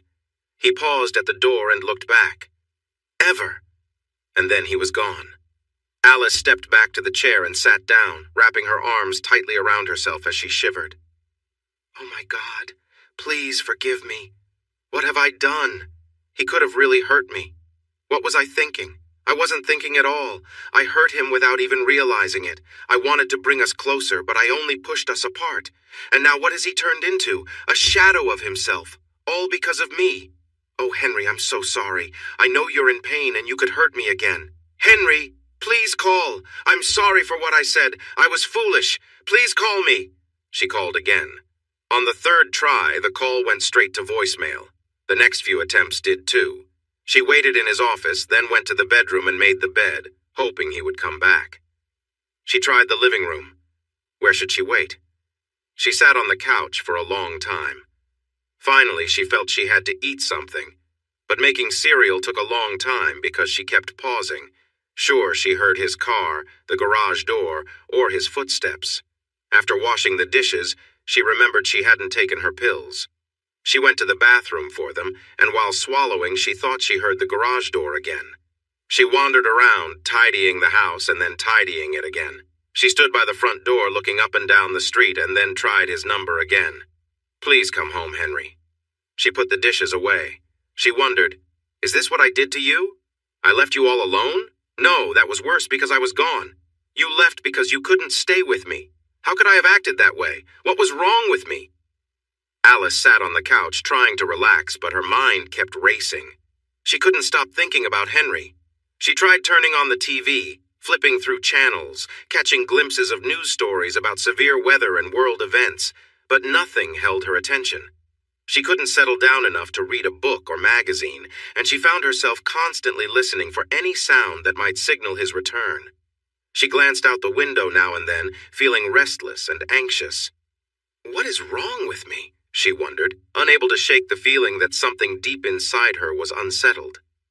She thought about everything that had happened, feeling as if she were piecing together a puzzle she couldn't quite solve.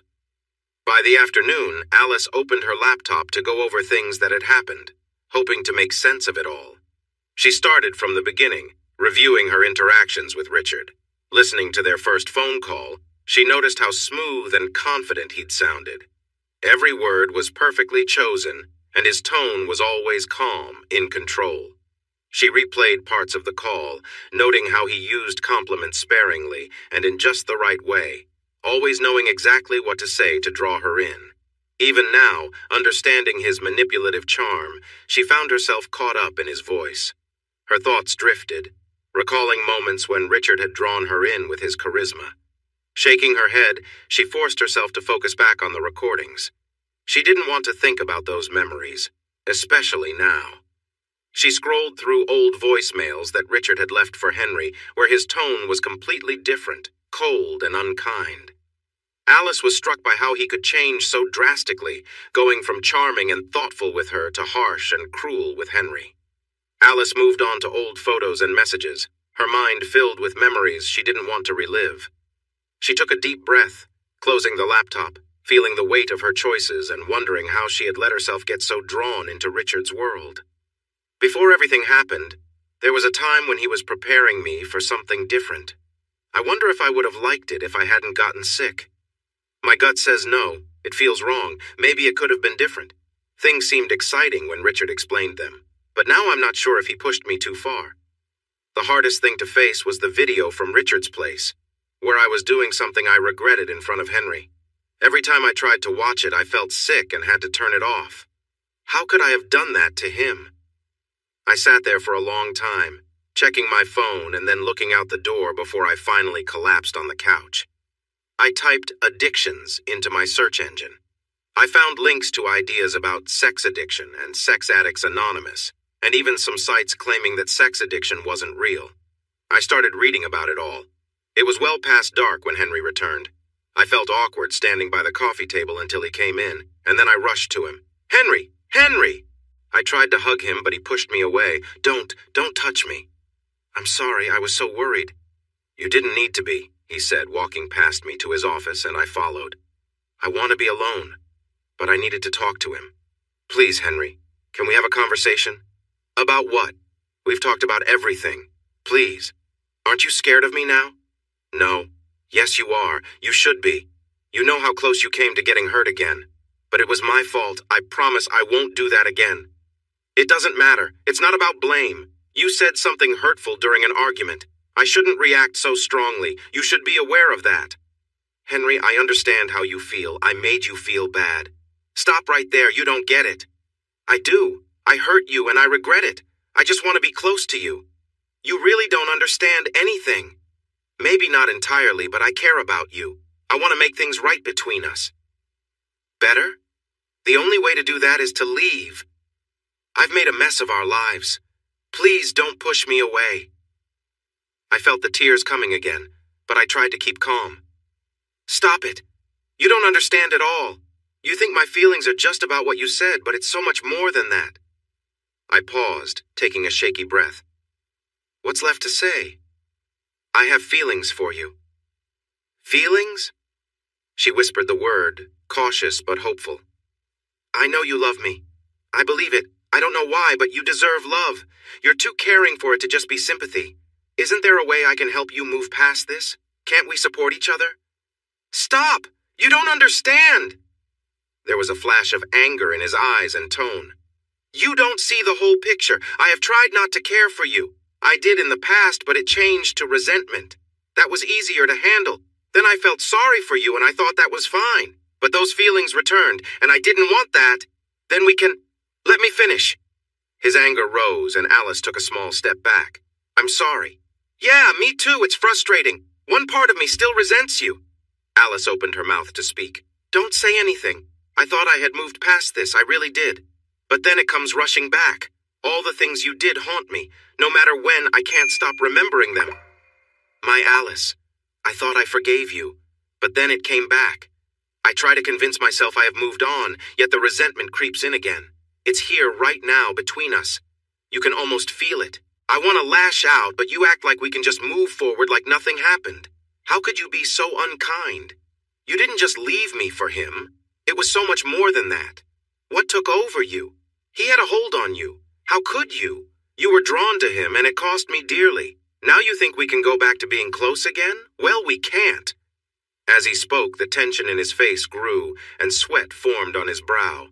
Alice remained still, standing close to him. Henry took a deep breath, shutting his eyes for a moment. When he opened them again, he seemed more himself, less consumed by anger.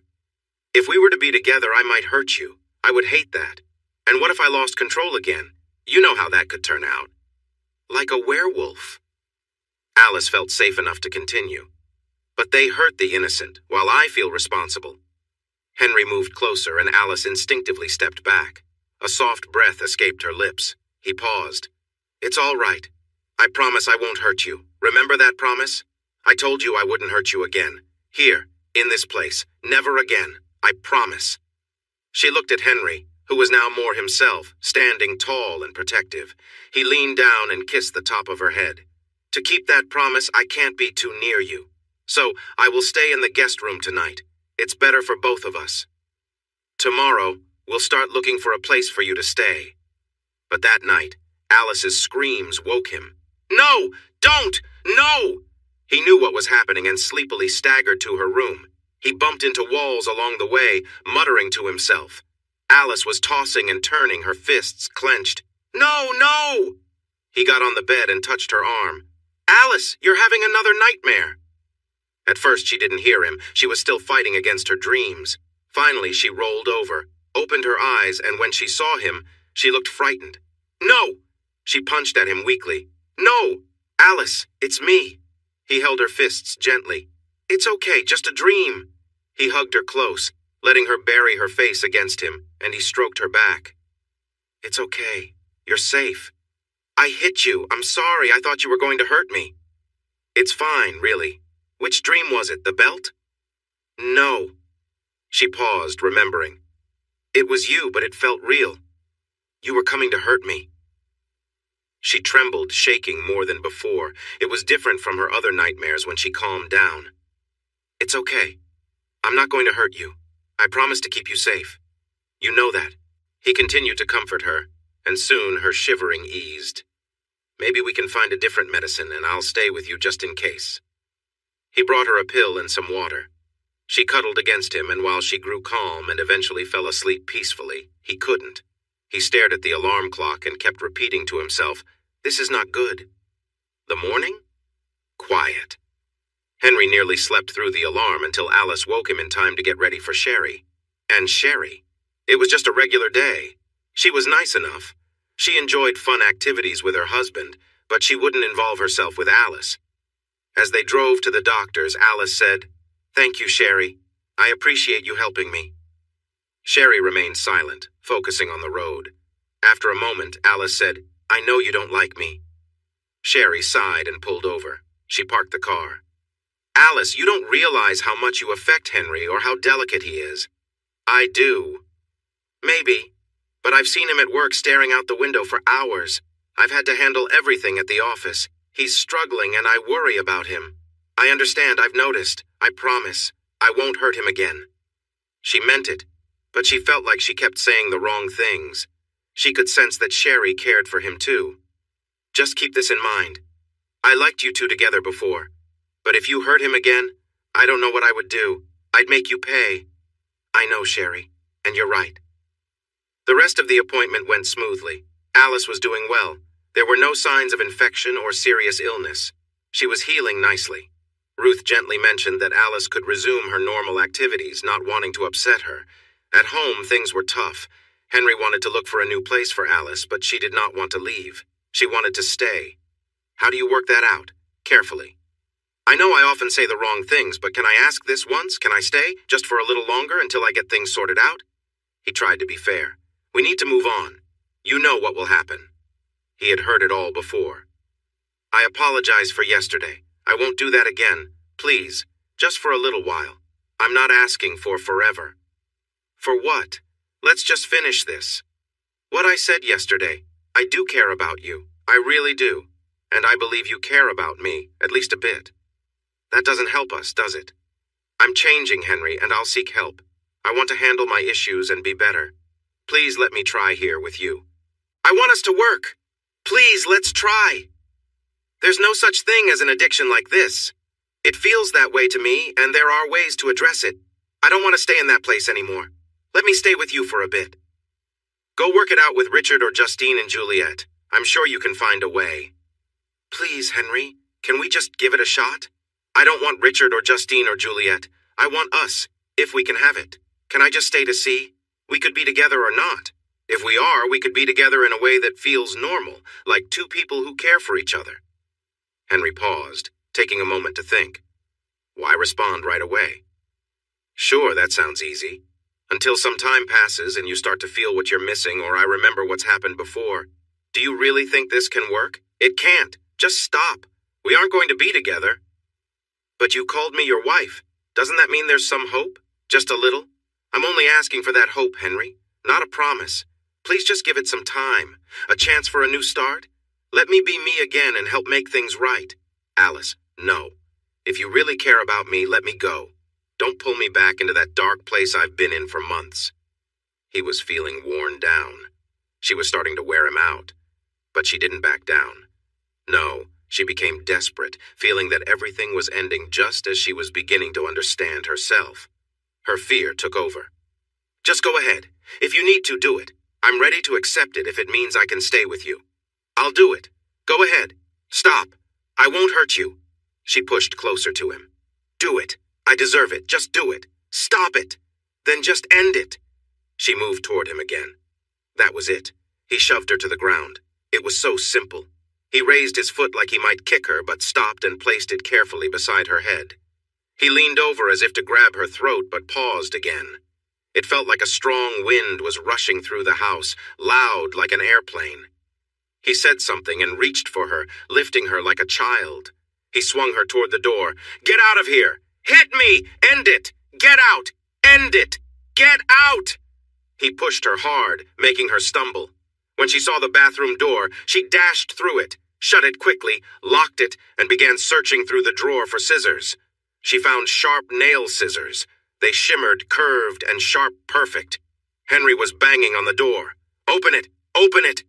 She held the scissors like a weapon and pressed them against her wrist. Ah! She hadn't expected it to hurt this much. She found another spot, closer to a vein, opened the scissors, and pressed again. Henry continued banging on the door. Alice, open up now! She cut deeper, and blood began to flow, then spurt. She wanted to continue, but struggled to do it. She took a deep breath to find the courage and tried again. Blood trickled down her arm and dripped to the floor, forming a small puddle. Henry shouted louder and slammed into the door. Open it! Open it! Then he burst inside. She tried to cut again, but Henry rushed in, saw the scissors and blood, and yelled, No! He knocked the scissors away, sending them across the bathroom. For a moment he looked like he would strike her, but instead he fixed his gaze on her wrist. Then he looked at her face, then back at her wrist, and finally at the floor. Don't! He gripped her wrist tightly, but blood still seeped through his fingers, so he used both hands. Alice fought back. Let go of me! Let me go! She hit and kicked, but all he could do was hold her wrist. Calm down! It was only a few seconds before he wrapped an arm around her and pulled her close so she couldn't hit him anymore. They shouted at each other, and he held her so tightly that she felt dizzy. You can't keep me forever! He was incredibly strong. I will! Please, just stop! He wasn't able to stop the bleeding with just one hand. You can't! Let me go! Please, just let me be, for a little while. Something in her back clicked. She was still trying to fight, but was growing weak. Henry looked from her wrist to her face. "Look at me!" he shouted. "Please, look at me!" When she glanced up, he met her gaze, took a deep breath, and spoke firmly. "There are rules you need to follow." His voice was intense. It grew silent except for their heavy breathing.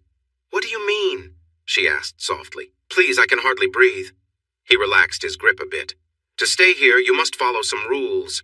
You might not be able to." His voice shifted back to being more like Henry's. "I can stay? No. It's a trial." He lowered his voice. "We're going to test this. We'll see how it goes. It probably won't work, and then you'll have to leave." "What rules?" "First." He had to think carefully. More blood was seeping from her wrist. "Come here." He guided her gently to the linen closet and took a washcloth. He had to let go of her wrist to fold the cloth, and blood dripped down. At last he pressed the cloth to her wrist. She stood completely still. "First, you must promise to never try to hurt yourself again. And then I can stay? Do you promise? Will you keep me here? You must promise. I promise. Can I stay? There are more. You must promise to never act like you did with Richard again. I promise. Please believe me. I've changed. I will be a good partner. You are not my partner right now. You are my trial. I get it. Maybe I will be your partner again. Maybe, but you need to be loyal. Completely. I will. I promise. No matter how dull our relationship might feel. What? It wasn't. Oh. I see. She shut her eyes and then opened them with determination. I promise, Henry. Listen, I will be loyal even if we never share that kind of closeness again. He took a moment to breathe and relaxed a bit. He reached his free hand to touch her cheek, leaving a red mark. His tone softened. I wouldn't hold you to that promise. But I mean it. Honestly. So do I. You know Richard might come after you again. He can't have me. He once did. But now I'm aware of his tricks. I'll be careful. And if he ever tries anything, I'll tell you. Good. Now for the next rule. You have to promise to be open and honest with me. I will, Henry. I am. Yes, but you have feelings. You might be hesitant to share them, but you must. You have to be open with me. That's difficult. Then we can't continue. No, that's not what I meant. Sharing is hard for me because I've concealed things my whole life. But I will, if it means I can stay. I don't mean everything. I don't want to restrict you. Everyone needs their private thoughts, but the important things matter. If you see Richard again, or if anything about us isn't working for you, you need to tell me. I promise, Henry. He held her gently now, except for her wrist. She touched his cheek with her good hand. There are more challenges ahead. The next one is harder. You need to love me. Oh, sweetheart, that's easy. I promise. There will be times when you won't feel that way. No, there might be times when I'm upset or tired or we argue. I will still love you, I promise. You can't promise that. When he said this, she understood the difficulty ahead. You loved me, and then you didn't. I became an obstacle. Someone difficult. You left me. You didn't love me then. There was no real answer to that, was there? What could Alice say? That was exactly what had happened. People claim they will love forever, but feelings can fade. It's just words spoken in the moment. Where do those feelings go? Sometimes people try to bring the love back, and sometimes they succeed. They reconnect, or at least come to an understanding about each other. But often they don't. Everyone learns these lessons, and they grow wiser because of them. Henry and Alice knew it too, but she had forgotten in the moment of hope that Henry might let her stay. Now, he reminded her of the truth. People know they can't always promise feelings, they can't always be the love of a lifetime, as they say. But they can choose to stay committed. What Alice truly did was turn away from her commitment. What could she even say to that? I can't promise anything. You can doubt my words. But please try to believe me. I've been thinking a lot about this. I do feel like I let myself get lost. Richard somehow brought that out in me, and I let it push everything else away, even my love for you. It didn't feel right. Sometimes I would wonder about you and how you were doing if you were happy with someone else. That's not real love. I'm really sorry, Henry. And I won't take back saying I'm sorry, because that's what worries me most. He listened closely. Both his hands were now on her wrist, which didn't seem to be bleeding much. I love you now, and I mean it. I'm going to seek help. I learned about steps to take to make things right with those I've hurt, and I owe you so much, no matter what you decide. Please let me stay. Henry listened quietly. He wanted this to end soon because he could see her hands starting to swell and he needed to get her medical help. I believe you. But feelings could fade away. People can make different choices, but no one can control their wants. I don't want a marriage without love. Alice opened her mouth to speak, but he stopped her. Please, let me finish. If you feel that you are falling out of love again, it's important to promise to be open and honest. We need to talk about it and handle it together, okay? I will, and the same goes for you. Please tell me if your feelings change. I promise. Now let's move on to the fifth condition. Counseling. We should go to counseling together. When Alice heard together, she felt a wave of joy. You need to recover from this and come to terms with who you are. I also need to heal and understand myself better. I want to make sure I don't hurt you again. She hesitated but said, You know you'll have to share a lot with the counselor, right? I know. It's worth it to make sure I won't hurt you again. Okay, there's one more thing. What could it be? I want us to have children. Alice was surprised. Children were something she hadn't expected. Children? You never mentioned wanting them. Yes or no? When did you decide this? Yes or no? I've wanted them for a long time but didn't bring it up. I want a complete family, and I think it's the right time to decide before moving forward. If you don't want kids, I understand. You can stay while we figure things out and remain close, but I want a partner who wants children. If I have to look elsewhere, I will. But you're right. I love you and I want you to be my wife. So I want us to have kids. How many do you want? Is it part of my promise? 3. 3? Yes, 3. Could we start with one and see how it goes? Henry's face lit up. He smiled and gently touched Alice's cheek before giving her a soft kiss. That seems reasonable. Could we maybe start tonight? Yes, but remember, if we ever break up, I want the children. We're not going to break up. Not again.